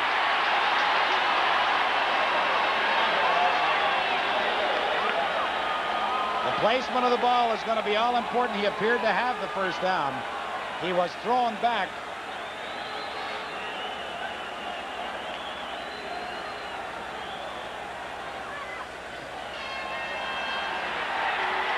First down, Toronto. Ooh, boy, it was close. I tell you, that sure was. But you know, Pat, I like the style of Bob Bilovich. He knows he's down by 16 points, and really a field goal at this point is meaningless. He wants to get his offense back involved in the football game, and I think it was a great call. 3rd and 1 going for it. It is now first and touchdown to go for Bob Bilovich's Toronto Argonauts. You think he's breathing a sigh of relief there? He will if they put it in the end zone. Bob Bronk. Touchdown, Bronk.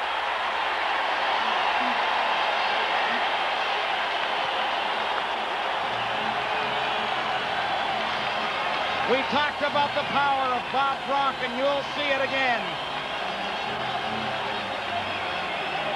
There must have been a lot of fans make that trip over from Toronto, because they're certainly getting a lot of support. And watch the excellent move that Bob Bronk makes on number 14, Gerald Best. He stops Best in his tracks, and Bob Bronk will not be denied as he runs over Joe Kuklo and gets into the end zone for Toronto's first major of the evening. Andrew Sission's point after is good. Hang on now, because we've got a football game going. This is a play we should take a look at one more time.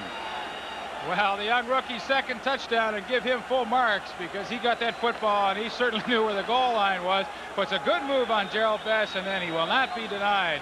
This is the move I like here, where he just puts his head down and hammers his way across the goal line. And so now it's Hamilton 20, Toronto 11. We'll be back in just a moment.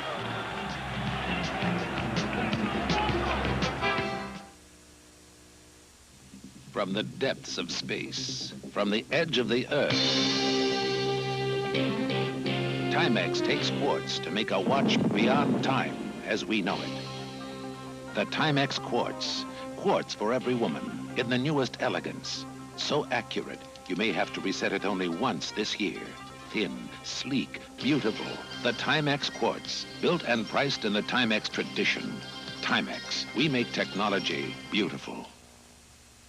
You are about to leave the world of ordinary sports cars and make the Eagle switch. The revolutionary two-wheel, four-wheel drive Eagle SX4. The only sport machine that lets you switch from two-wheel drive to full-time four-wheel drive. From high mileage on the road to high adventure off the road.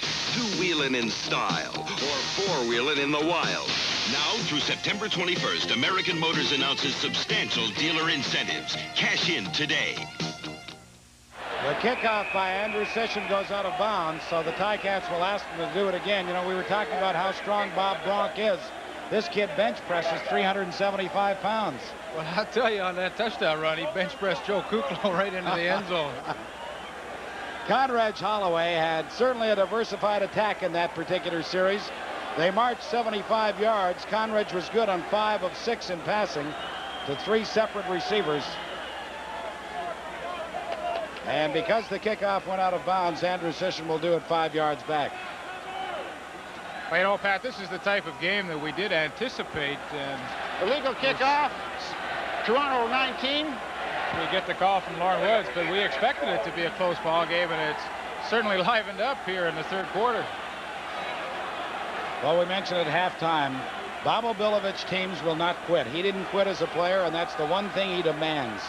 100% effort. All coaches demand that. But Obi said, I'll make changes. This isn't a great football team. We've got to play with desire. Howard Fields from his 11-yard line. And Fields gets out over the 40 to about the 42. With an injured Toronto Argonaut down on the field. Let's go to Bill Stevenson. All right, let's go with Bob Bronk. Bob, your second touchdown, and it was even nicer than the first one, I'm sure. Oh, thank you very much. It was nice. I have to give all the glory to God, though. He's my strength on and off of the field. And Well, let me tell you, Bob, you ran extremely well with it. You don't only power run, but you show some extremely good running. I mean, you make some great moves, too. Well, I don't know. When I see the end zone, I just want to get there, that's all. You just have that desire to get over. Yeah.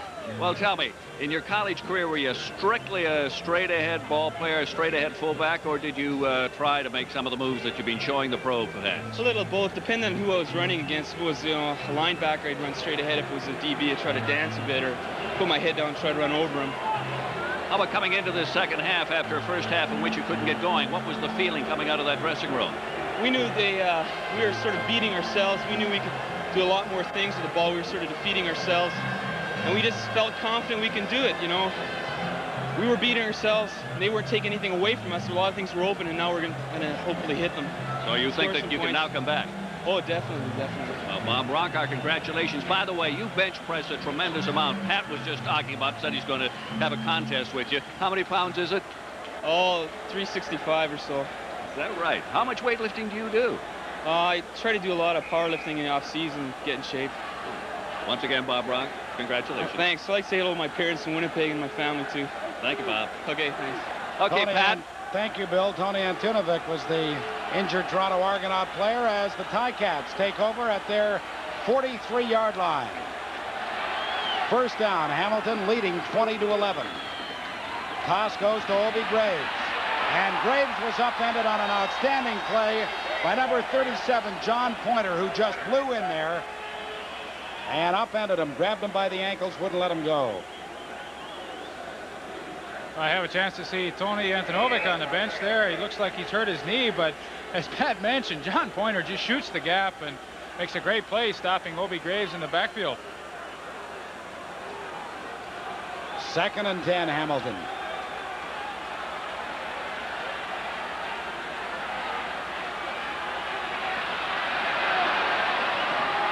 Baker makes the reception, takes the hit, hangs on, and will have a Hamilton first down at the Toronto 54.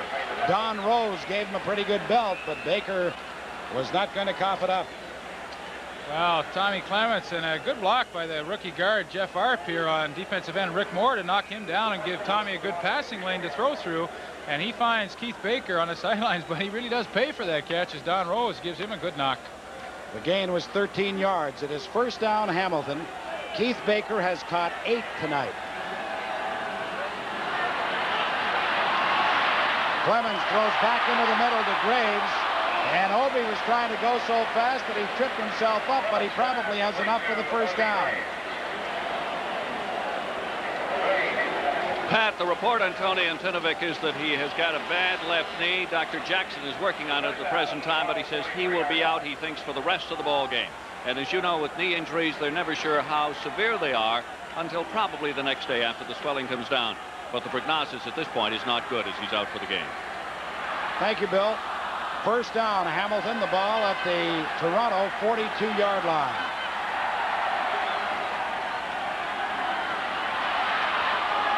Clements going deep for Ron Johnson. There was contact with JoJo Heath, but no flag came down.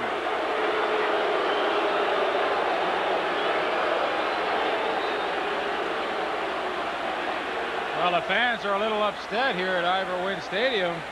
They felt that JoJo Heath interfered with Ron Johnson.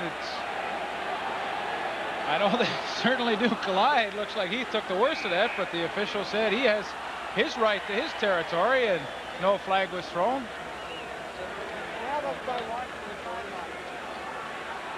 So it'll be 2nd and 10, Ticats. The ball at the Toronto 42. The screen to Baker. Makes a good cut. And Baker gets down very close to the first down. Zach Henderson comes up with the ball, but he obviously stole it out of Baker's hands. Baker made a nice move to get inside. Well, a quick screen. Baker back behind the line of scrimmage, waiting for his blocking to form. Marv Alamang out in front, and guard Jeff Arp, he's awfully close to that first down. Inches to go. They signal it to Bud Riley, and the Ticats are going to go for it. They bring in Dave Graffey and also Jeff Blanchard. There's short yardage formation upcoming, 3rd and less than a yard.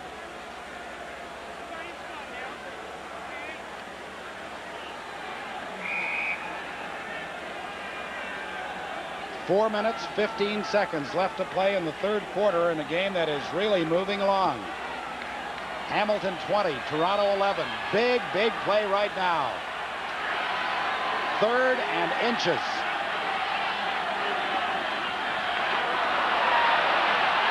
Clemens throws for Baker. He's got it for the 1st down. What a gutsy call. Oh.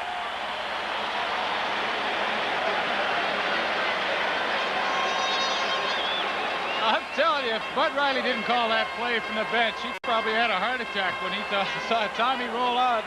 But Tommy Clemens, great play to his favorite receiver this evening, Keith Baker. And do you realize that's Baker's 10th catch already in this ball game, and we're just into the 3rd quarter. I've never seen a quarterback who can roll to the left, who is a right-handed quarterback, and throw better on the run than Tom Clemens. Tom Clemens is a tremendous athlete, good baseball player, basketball player. We haven't got him playing hockey yet, though. Flags come down.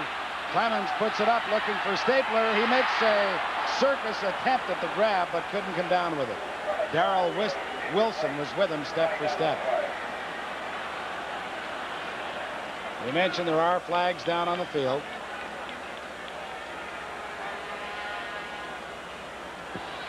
Offside, Toronto 37. John Pointer, the linebacker, was offside. It'll be 1st and 5, Hamilton. You know, Pat, we've talked a lot about Tom Clemens this evening, and a lot of people probably don't realize that in the offseason he attends law school. And how would you like to have your quarterback stand 2nd in his class at law school? Nobody has ever said that Tommy was anything but a very smart guy. Graduate of the University of Notre Dame, went to Ottawa, and he and Conrad Holloway combined to win a Grey Cup, but really Tommy was number 1. And now with a 1st and 5, let's see what he does from the Toronto 18. Throws for DiPietro, too far. Leo Gray was covering the tremendous inside receiver of the Ticats. You know, even though Rocky DiPietro is leading the league in receptions with 31, I think one of the surprising statistics is that he hasn't had a touchdown as yet. And maybe that's one of the reasons why the Ticat offense has had trouble getting going this year. We see some of the youngsters certainly enjoying a ball game tonight. 2nd and 5, Hamilton.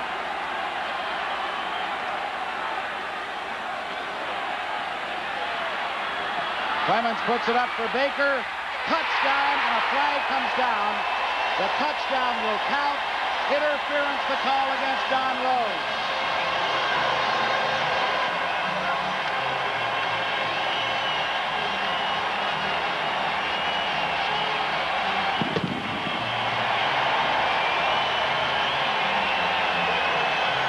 Well, that's what these Hamilton fans came to Ivor-Wynne Stadium to see tonight. They came to see Tom Clemens hook up with wide receiver Keith Baker.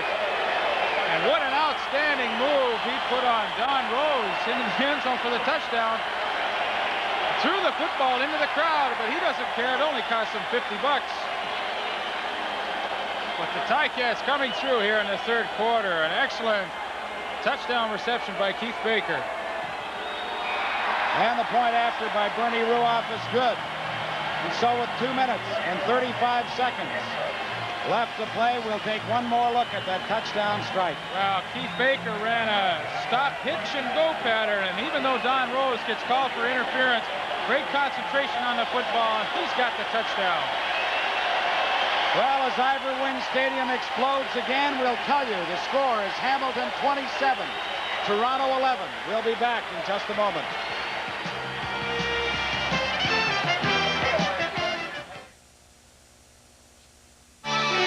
Michelob brings you the 7-day weekend on top of the world style.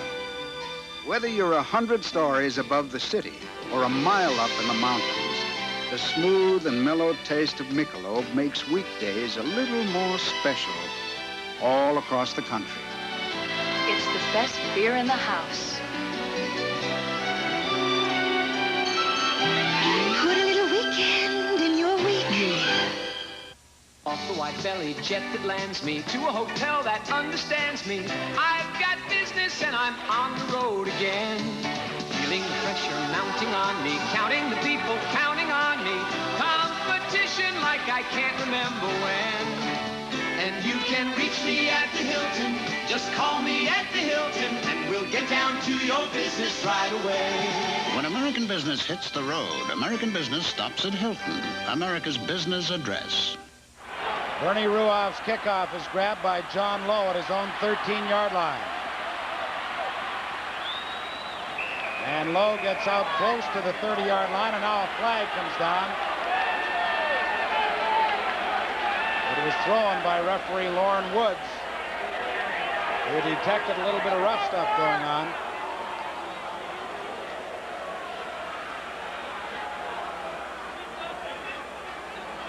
And while they sort this out, I'll tell you that Tommy Clemens has been good on 20 of 28 passes tonight for 293 yards and 2 touchdowns. Major foul. Toronto 76, unnecessary roughness. Rick Moore, last week's outstanding lineman in the CFL, picks up the major foul, and it pushes the Argos back to their 15-yard line. Well, that excellent TD reception by Keith Baker, will certainly have to look at that as well for our Panasonic play of the game. And we see Bob Obilovich on the sidelines, and he certainly has to be concerned. He finds his club now trailing by 16 points, but there's still a lot of time left. 2:20 left in this third quarter. The Argos starting in a hole. Cedric Minter. And Minter explodes out over the 20 to about the 21. He'll have a gain of 6.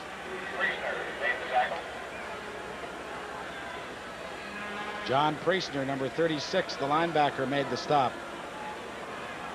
Well, the Argos obviously need a touchdown to get back into this ball game, and they're going to have to do it quickly because they're going against the outstanding defensive unit in the Eastern Conference in the Hamilton Ticats.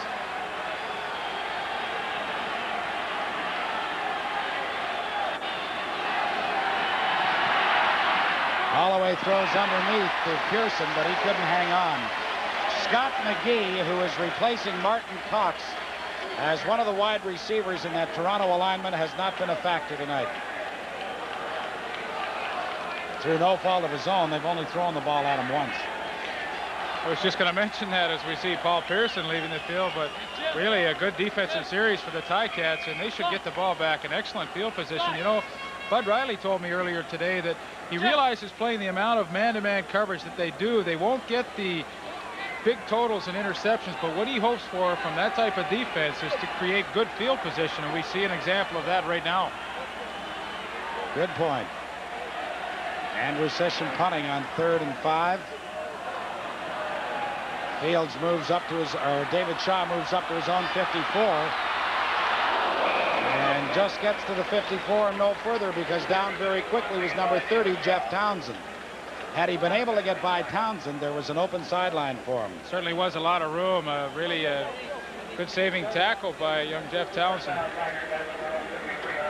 The wind has picked up slightly in intensity. That punt by Andrew Sisson into the wind was good for just 35 yards, but there was no return. And the minute flag is now up with 55 seconds left to play in this third quarter.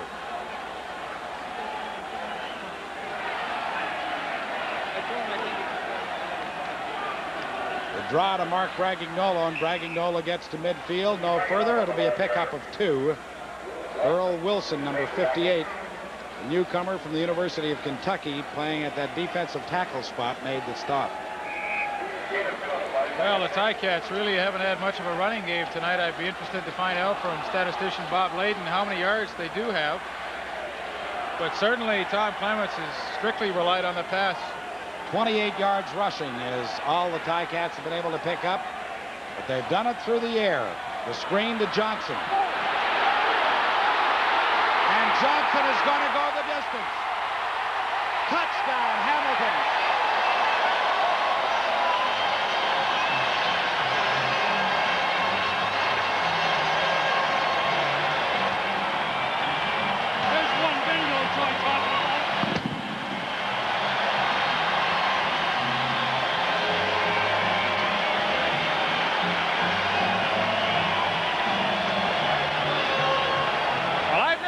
Ticat fans more excited than this is Ron Johnson on the quick screen. A great block from number 59, Ed Fulton, and it's simply a foot race between Johnson and Zach Henderson. Johnson wins the battle, and he's into the end zone for the touchdown. But this Hamilton Ticat crowd, I haven't heard them this vocal in years.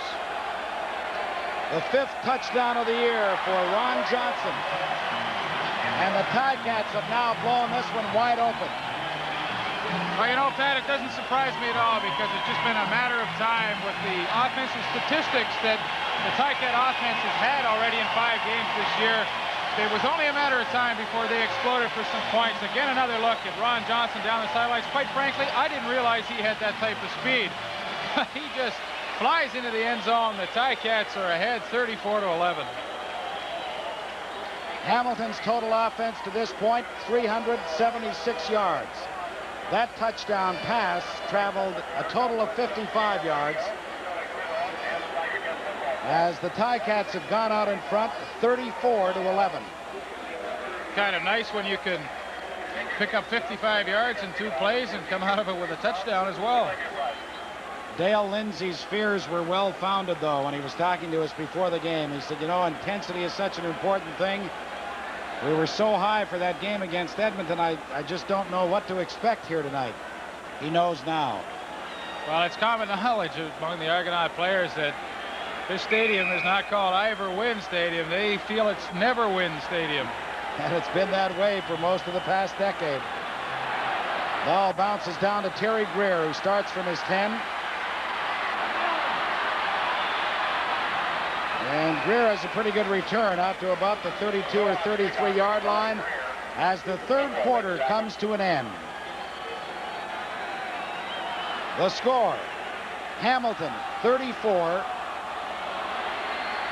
Toronto 11. We'll return with the 4th quarter in a moment.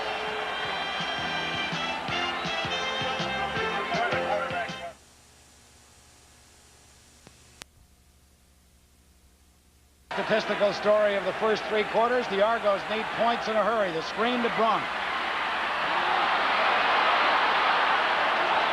And the big fella does it again. He gets to the 53-yard line, a gain of 20 yards before Gerald Best, number 14, brings him down. Argos need points in a hurry, and this is a pretty good way to pick up big yardage. Well, you can't get it all at once, and this is a good way to get the offense going. Again, they do a good job of setting up that screen. You see John Malinowski out in front, and I'll tell you, Bob Bronk's having a heck of a game. He's running really well with that football.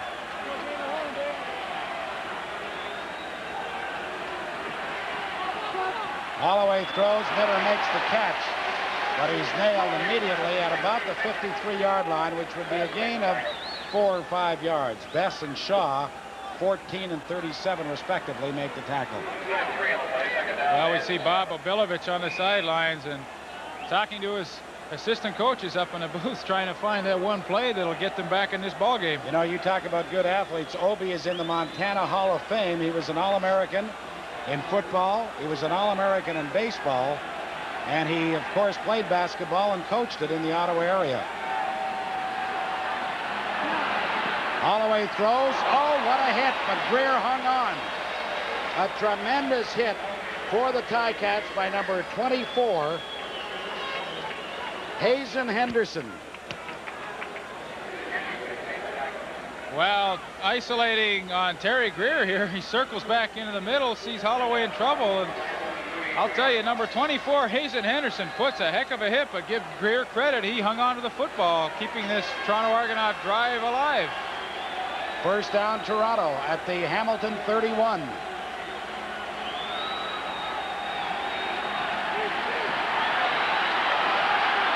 Holloway throws into the middle. The catch is made to about the 15-yard line by Paul Pearson. Ben Zambiazzi made the tackle along with Howard Fields. But again, something you pointed out, Pearson coming back to the football, seeing his quarterback in trouble. Well, he certainly did. This is your impromptu offense right here because the pattern was shut down. Pearson just turned around and started going the other way. Not a great pass, but the results were good. Ball inside the Hamilton 15. Argos trail 34-11. They need the touchdown desperately. Greer Off his fingertips. He had cleanly beaten Leroy Paul. Well, Holloway's upset with himself. He knew he had Greer open there. I'll tell you, Leroy Paul's very fortunate because he gambles here, coming underneath Terry Greer, trying for the interception. And this forced Holloway to loft the ball just a little farther and just out of the fingertips of Terry Greer. Conridge has been good on 15 of 24 tonight for 238 yards.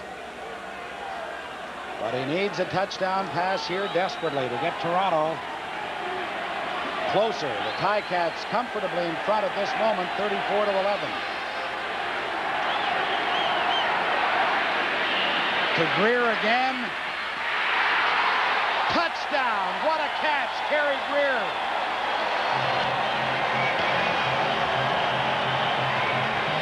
There is a flag down on the field on the far side of the field.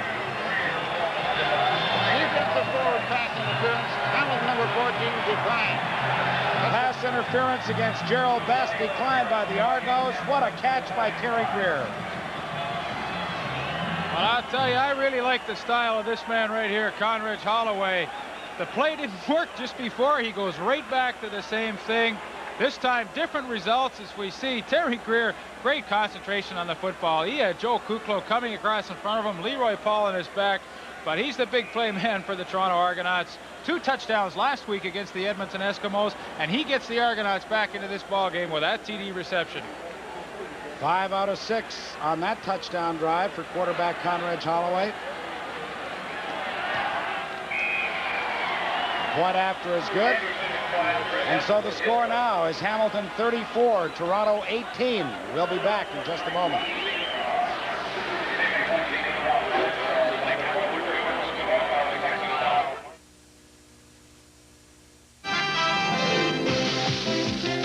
They bought a new Nissan Sentra, Wally. We need that wagon. Nissan Sentra. More power per pound than any other wagon with gas mileage this high. Room for a family of 5, 6. We need it, Wally. New Nissan Sentra, you need this car. Let's get it, Doris. That's only power-driven. What do women really want and expect from their men? 2 experts, Cher Height and a male prostitute, give you the lowdown in spades. Penthouse. Don't miss it.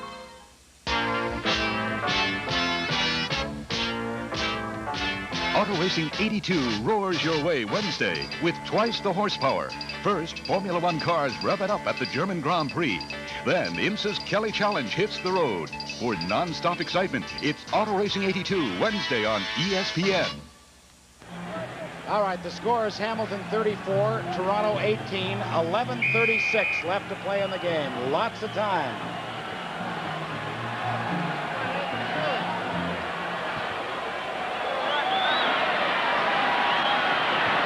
Starting from his own 2-yard line is Stapler, and he's contained inside the 20.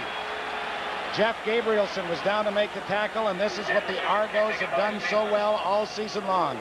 Their special teams have been outstanding. Let's watch at an outstanding catch. Well, Toronto Argonauts with that never say die attitude and could possibly get them back into this game. Just an outstanding catch. I'm surprised Joe Kuklo didn't really make an attempt to rearrange Terry Greer a little bit there, but nevertheless, Greer hung on, and Toronto Argonauts are back in the ball game. Hamilton starts from just inside their 19-yard line. First down. Give is to Obi Graves. Graves with good effort gets out over the 25 to about the 26. He'll have close to 7 yards. You may have noticed in the last defensive series for the Hamilton Ticats, Howard Fields came off the field. He injured his right hand. For a while, they thought it might have been broken. He's got a bad contusion on the back of it. They've wrapped it, and they think he'll be ready to go back in on the next defensive move for the Ticats. That's Howard Fields. Thank you, Bill. Second down, a long 2 to go for the Ticats. The toss goes to Graves, and he'll be very close to the first down. Referee Lauren Woods calls for the yardsticks to come in as Bobo Bilovich explains matters to quarterback Conridge Holloway. And, of course, they were together in Ottawa when Obi was an assistant to head coach George Brancato, who must have gone through 3 pails of ice last night, knowing George with those 3 touchdowns called back.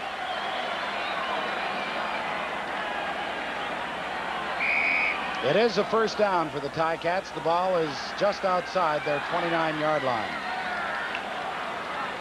10:20 left to go in the game. Hamilton 34, Toronto 18.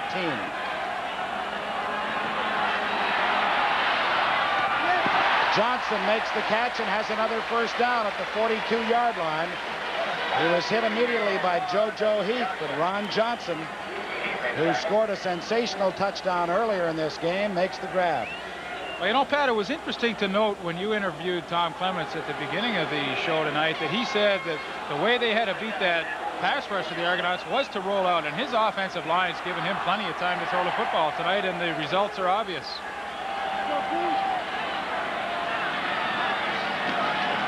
The give is to Mark Bragagnola. He's wrapped up early by Earl the Pearl Wilson, number 58. His gain will be a couple of yards at most. Wilson's a healthy boy, 6'4", 265 pounds. Came to the Argos from the University of Kentucky. Clock is running with 9.5 minutes left to play in the game.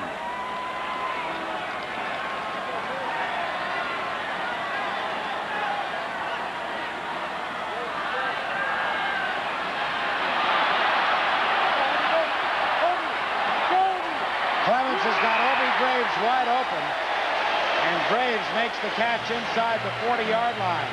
Had Tommy spotted him a moment earlier and Obi hadn't stumbled, he was into the end zone.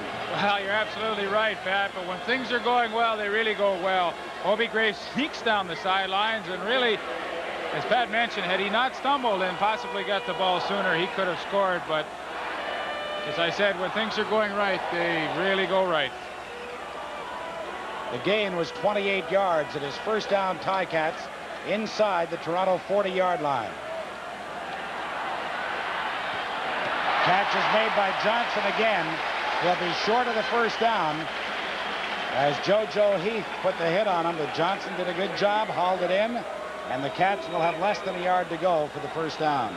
They certainly must have seen something in the films about the 2 Toronto cornerbacks that they could be successful running the out pattern against them, because I would say between the 2 receivers, Johnson and Keith Baker, they've at least caught 12 outs against the Toronto corners this evening. That's the 5th pass reception for Ron Johnson, and Baker has a total of 11 by himself.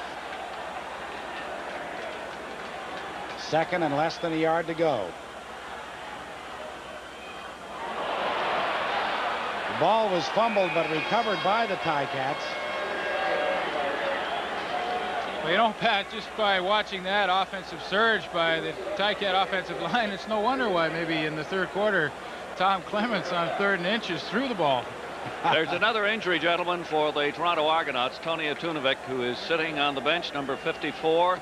The left knee was racked up earlier in this game, as I told you. Well, now I just talked to Dr. Jackson again. He says it's definitely torn cartilage. They will operate on him tomorrow. As you know, that means 6 weeks or so anyway. Tony from Simon Fraser University, one of the many, many products from that outstanding school, as Bernie Ruoff will try a 40-yard field goal. If he's good, it'll be his 5th of the night. And it is good. 5 out of 6 field goals for Bernie Ruoff. And now the Ticat lead is 37-11 over Toronto, and we'll be back in just a moment.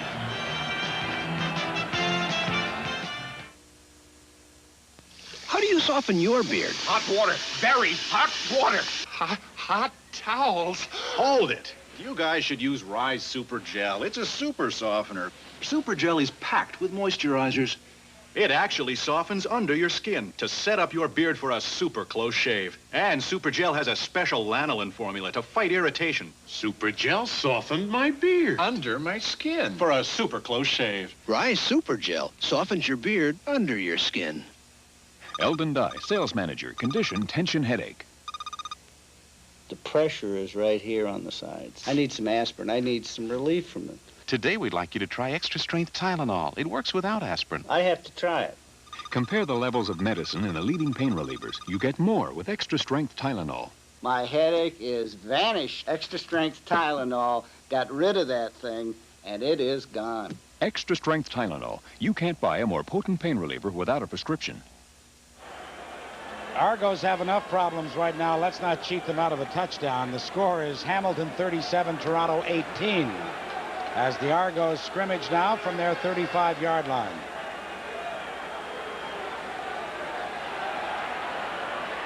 Cedric Minter makes the catch in the middle, fumbles the ball. It is still loose, and the Ticats have recovered.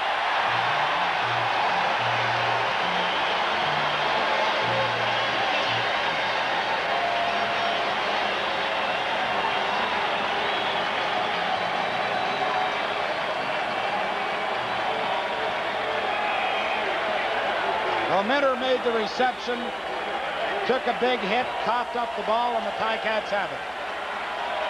Well, the Hamilton Ticats are certainly putting it all together tonight, and unfortunately the Toronto Argonauts are their victims. A good offensive play. Minter makes a good catch, but watch the hit by number 24, Hazen Henderson, as he comes in and just rocks Cedric Minter, forcing him to fumble a football, and the Ticats will recover. But credit that fumble to number 24, Hazen Henderson, who comes in on obvious passing situations. The Argonauts so far behind at this point. Bud Riley anticipating the pass and inserting that extra defensive back. That's the second big hit by Hazen Henderson. He does not come from Maryland or Kentucky or Mississippi or any place like that. He comes from Simon Fraser University. Boy, he's a keeper, isn't he? Well, he certainly is, and I had a chance to watch him when he got some more playing time in the exhibition season, and he's going to be a good one. First down, Hamilton at midfield.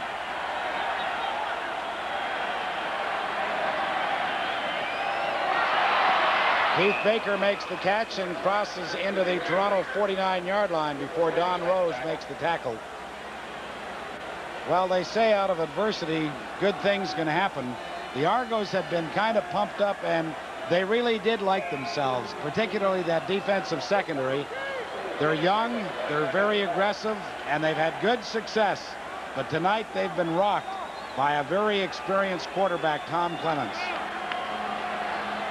The gain was 7 yards. It is 2nd and 3.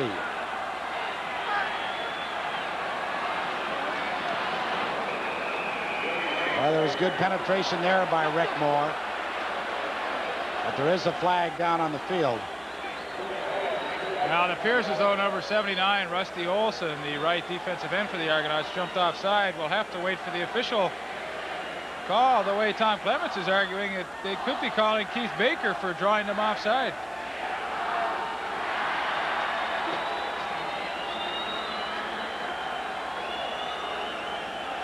Procedure, Hamilton number 3, declined. 3rd down. Well, they called Stapler for a procedure call. It looked like he was trying to draw Olson offside. He succeeded in doing so, but they called it as a legal procedure.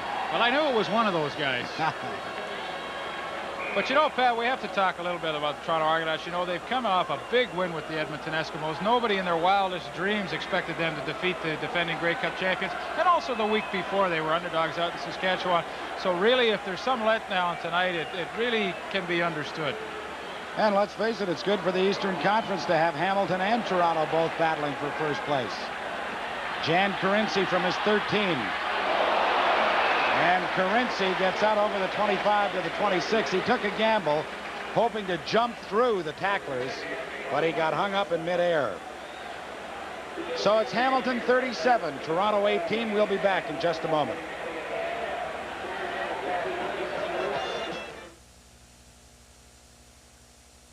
What's more natural than natural light? When the feast runs deep, fresh and flavorful, what's more natural than Natural Light beer? Ah, Natural Light from Anheuser-Busch, the beer with a taste for food. Just naturally right with all those good things from the sea you love to eat. So when you've really put something into a meal... What's more natural than Natural Light?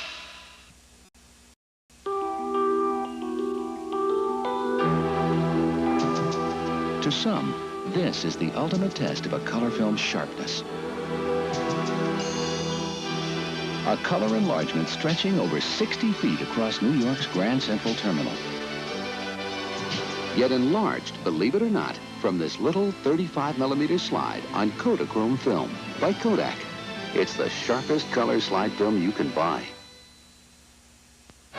The injured player is Jeff Blanchard, number 75, Leif. You know, an interesting story about Jeff Blanchard. He went through training camp with the Ticats, and Bud Riley really liked him, but unfortunately he couldn't move Ben Zambiese out of a starting position, and there were a few more critical areas that they had to keep people on the reserve list, so he was released, went and signed with the Washington Redskins, and Bud Riley had friends on the coaching staff down there, and he called them and said, listen, if and when you release this kid Blanchard, call me before you do, because I want him back. He's a player, and I have room for him in the lineup now as we see him coming off the field, and he's healthy. So that's the story on Jeff Blanchard, and good communication down at the NFL from Bud Riley. First down, Argos from their 26-yard line. To Minter again. This time he makes the catch and also hangs onto the ball as he gets to the 50-yard line.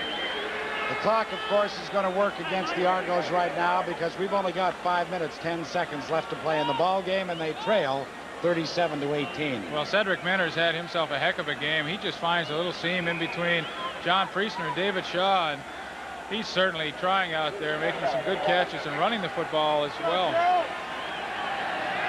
First down, Argos at their 50.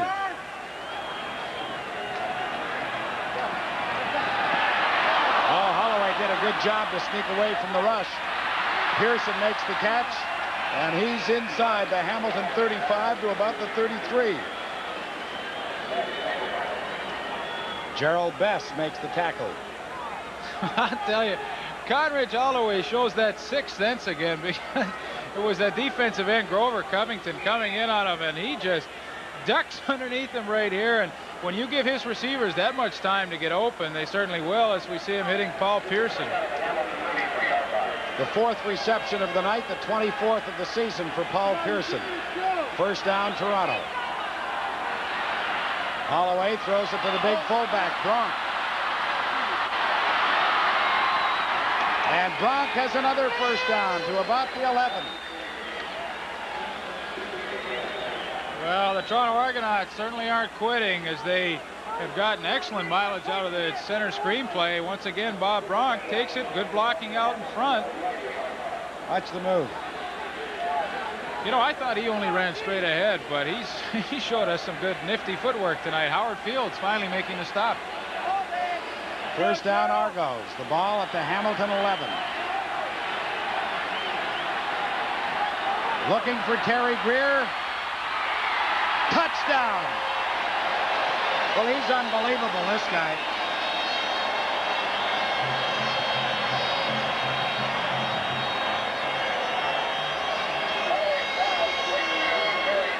You just can't do a better job defending against him, and Greer comes up with his second touchdown of the ball game. Well, no doubt about it. Leroy Paul was all over him, and in fact, when I first saw the play, I thought Leroy Paul had made the interception, but Terry Greer just outfights him for the football, and he's got his second touchdown of the ball game.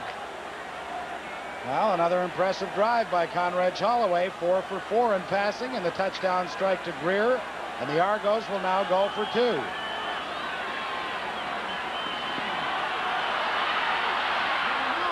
And the two-point conversion is good to Cedric Minter. Well, anything can happen in the CFL. We're probably going to have a short kick right now. We've got 3 minutes and 19 seconds left to play, and the score is Hamilton 37, Toronto 26.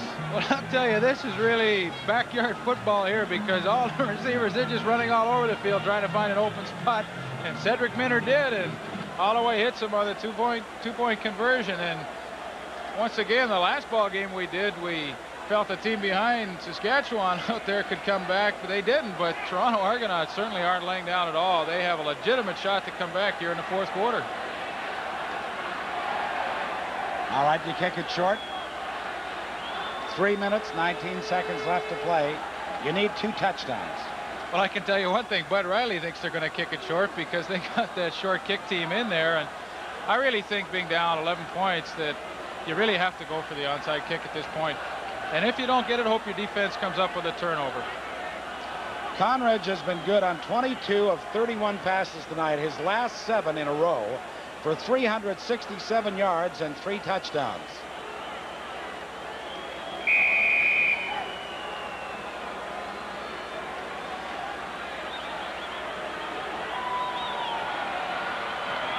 Holloway dribbles at 10 yards, but the Ticats get it as Karn Cartieri comes up with the ball right at midfield.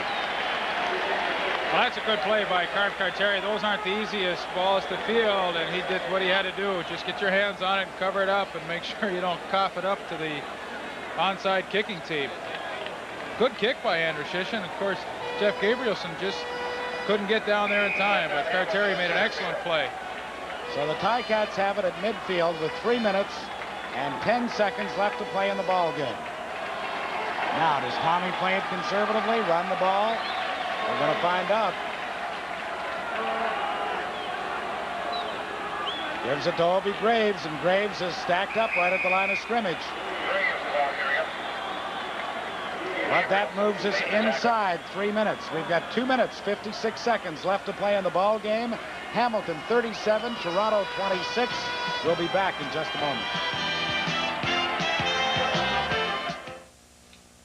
Avis steps ahead with New Avis Express. Situation, Hamilton 37, Toronto 26. 2 minutes, 56 seconds left to play in the ball game. 2nd and 10, Hamilton from midfield.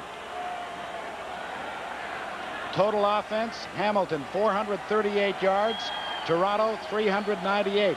Not bad, 836 yards in one ball game. Well, it certainly has been an exciting ball game. I think it was everything we expected. Maybe a few more points were scored than we anticipated. There's your pal Ben Zambiazzi. There's old Ben getting a new headband there. He must have got a little knock. But he got a knock, as a matter of fact, before they went out in that short kickoff. He was bleeding profusely and refused to come in. He went out and did his spot anyway. He's that kind of player, Ginoli. Certainly is. Clemens' pass is knocked down at the line of scrimmage. So the clock will stop now on the incompletion. And Bernie Ruoff will come in for only his 3rd punt of the ball game. And how many field goals has Bernie tried? He's tried 6. He's been good on 5 of them. Well, that's just an amazing statistic in the Canadian Football League when, of course, we only have 3 downs, to only have 3 punts. Usually the kickers are up around 8, 9, and 10 punts a ball game. So that really tells the story of how well the Hamilton Ticat offense has moved the football. Ruoff standing at his 40-yard line. Good punt into that win. This is Carinci at his 10. Jan Carinci reminds me of another 27 who returns punts, Paul Bennett. They have that ability to just find a little bit of a seam, and though Carinci didn't return it very far that time, he hung onto the ball and he went straight ahead to the 22-yard line. So now the clock is again stopped at 2:28 on the exchange. The Ticat, he even looks happy tonight, that little fellow. Yeah, well, he should be. His club's out in front.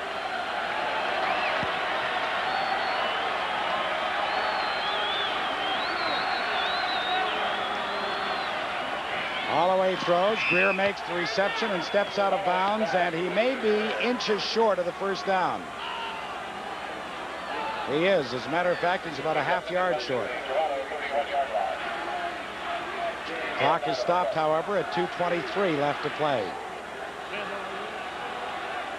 Of course, for the tie, the Argos need an 8-point touchdown, 6 and a 2-point conversion, and then the field goal. But they've got to get one or the other very quickly.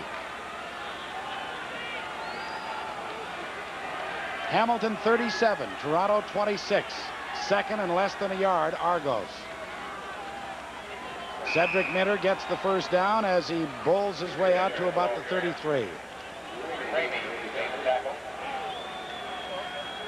Now this surprises me a little bit that Toronto is going to huddle. And once referee Lauren Woods signals time in, the clock starts again. We're down to 2:15.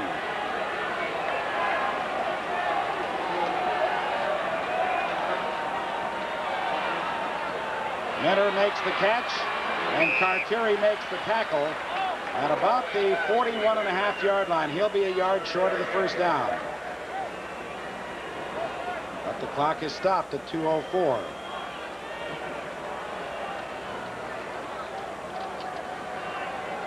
Well, once again, it's out of bounds, so it does stop the clock, as Pat mentioned, and this gives the Argonauts a chance to bring their short yardage offense into the ball game to try and pick up that first down.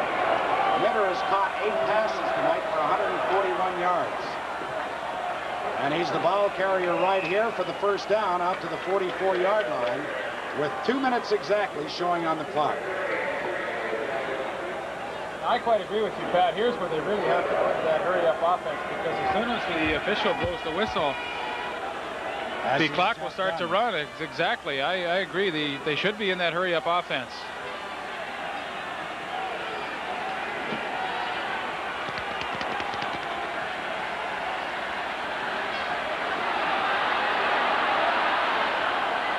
Wide open was Minter in the middle. He has a first down inside the 40 at about the 38.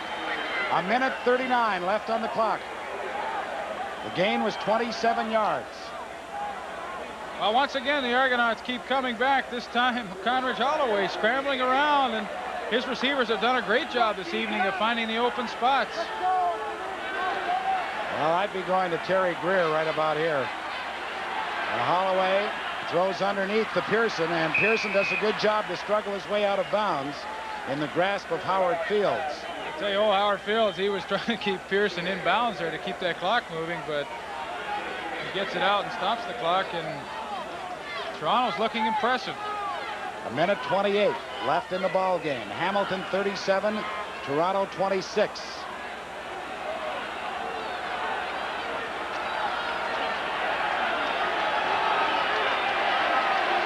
And this crowd hasn't let up all night. They started cheering during the pregame workouts. This is Minter. And Minter is stopped just after a gain of maybe a couple of yards. Well, that's good defense. Number 37, Dave Shaw, made sure that there was no way Minter was going to get to the sidelines and get out of bounds to stop the clock. And Bob Obilovich certainly has to be concerned right now. He needs to score and score quickly. All right, now you want me to put on my coaching hat? I go for the field goal right now. I tell you, it's a good thing you're up here and Obilovich is down there, because... Well, if I get the field goal, I'm within 8 points. Well, I really disagree with you at this point, Pat. I think they, in order to even have a chance, they have to get the major, so you try and get that first. Nevertheless, Conridge Holloway tonight has been 27 for 36, so he's enjoyed an outstanding evening, as well as Tom Clements.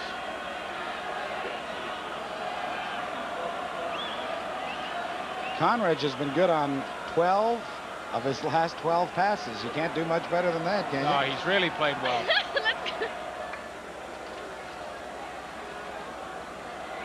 There is a timeout called, of course, by the Argonauts right here as Conridge Holloway talks it over with Bob Obilovich. See, the point that I make is this. If you don't get the first down here, you have no shot at tying the game. If you get the field goal, you still at least can try for the onside kickoff again.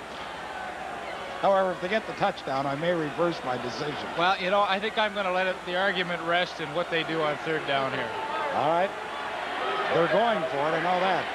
It is third and about 4 yards to go for the first down.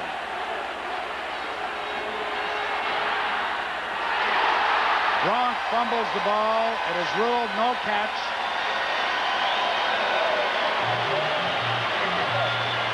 And so the Hamilton Ticats are going to win their third ball game of the season. Well, and give the Hamilton Ticat defense full marks there. Holloway trying to set up that center screen once again to Bob Bronk. But number 36, John Priestner, the middle linebacker, had Bronk in man-to-man coverage, and he was right there to jar the ball loose, and the Argonauts turn over the ball on downs. I'd have gone for the field goal. Yeah, maybe I would have too now. 1:03 left to play in the ball game. It is Hamilton 37, Toronto 26. And the Cats will sit on it. Tommy Clemens takes 2 steps back, drops to one knee as the minute flag goes up. Well, you certainly couldn't have asked for a more entertaining football game. Both teams up and down the field, lots of offense, and certainly that's what the fans here at Ivor Wynne came to see, and they have to go home pleased. Even if you're an Argonaut fan, you have to be pleased with the way they've come back in the fourth quarter.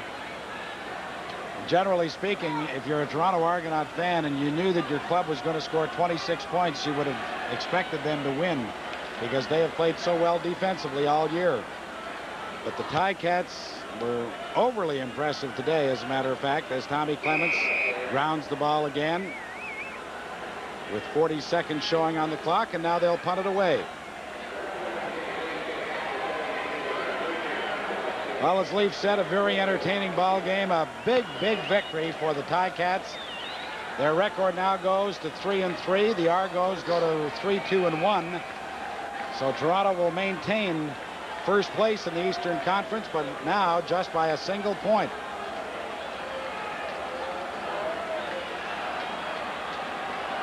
Well, this certainly could be the game that gets the Hamilton Tiger Cats back on the right track. As we mentioned, they were struggling, but an excellent effort this evening. Jan Carinci from his 48 and gets into Hamilton territory at the 53 with just 11 seconds showing on the clock.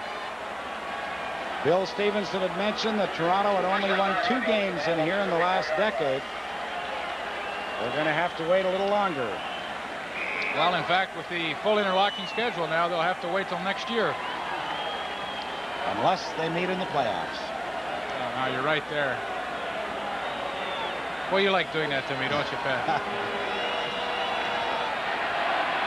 Holloway puts it up for Greer. He makes the catch, and the Argos won't quit.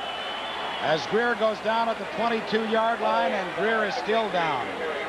And that could be the most costly pass that the Argos have thrown this year if this man is badly hurt. Q, how will I know you're... Boy, you hate to see that. I'll tell you.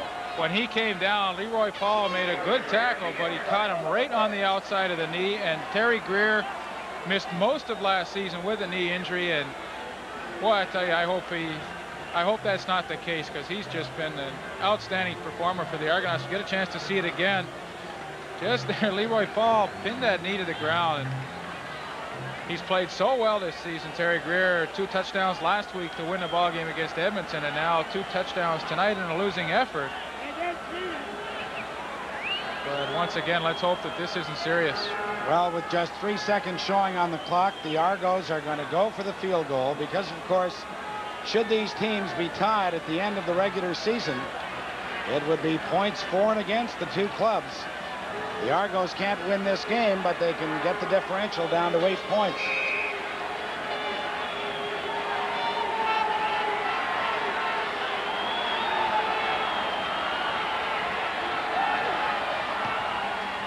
The field goal by Andrusician is wide.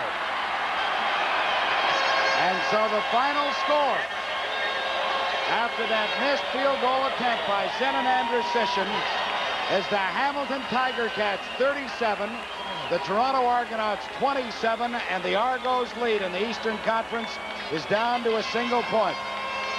CTV's Friday Night Football will continue in a moment. It is long enough, and it's no good. Novo 7 of 9 from that range this year. Now make it 7 of 10, and he is upset.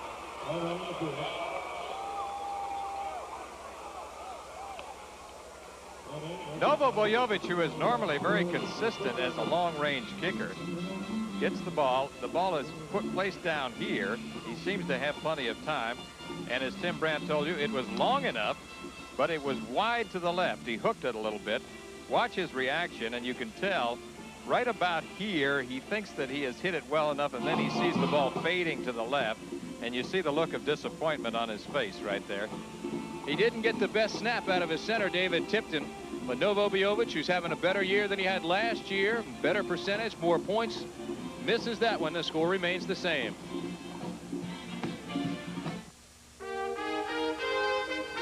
Come on, work out of it, work out of it. He's never had anybody push him like this. Come on, work for your base, kid, that's it. But if I can push him far enough, he might have a shot at a medal. Get around. And if I can get him to push himself, Resist. He might just take it all. Budweiser salutes the coaches and trainers of the 1984 U.S. Olympic team. For all you do. This Bud's for you. This 4th of July, Roger Sherman is doing something a little different. He's painting his house. Grand Canyon, big deal. Because now through July 4th, Glidden Spread House Paint is on sale at Kmart in lots of colors for just $10.97. And when you can get Glidden at a Kmart price, it's worth sticking around for. Does this beat some boring old campground or what? Whoopee. Kmart, we've got it, and we've got it good. Exciting USFL divisional playoff action continues as the Tampa Bay Bandits battle the league's #1 rusher Joe Cribbs and the Birmingham Stallions. Or the Arizona Wranglers tackle the quarterback who rewrote football's record books, Jim Kelly in Houston, on the USFL tomorrow. Novoviovich, having missed the 46-yard field goal attempt, hands the ball back over to the LA Express. It's been a balanced attack here. This is Steve Young on the option play. Young picks up 5. Outstanding ball carrier.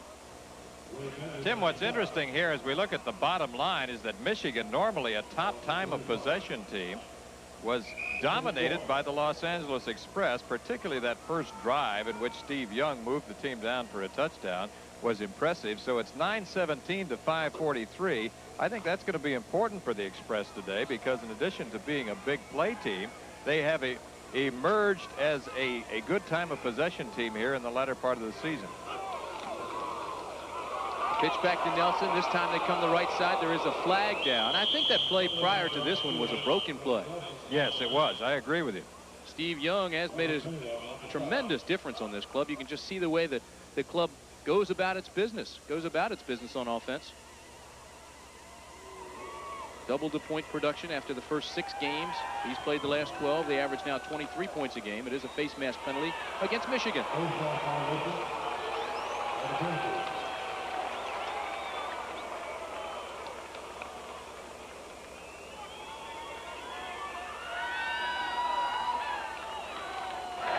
Face mask. Number 52 on the defense. First down. That's Kyle Borland, who's guilty. Kyle Borland, the linebacker, grabs number 24, Tony Bodie, right there. Tim, it doesn't take a Phi Beta Kappa to figure this one out. It's the first penalty of the game. 13:57 remaining in the half. Hersey in motion. Play action. The pass is to Hersey.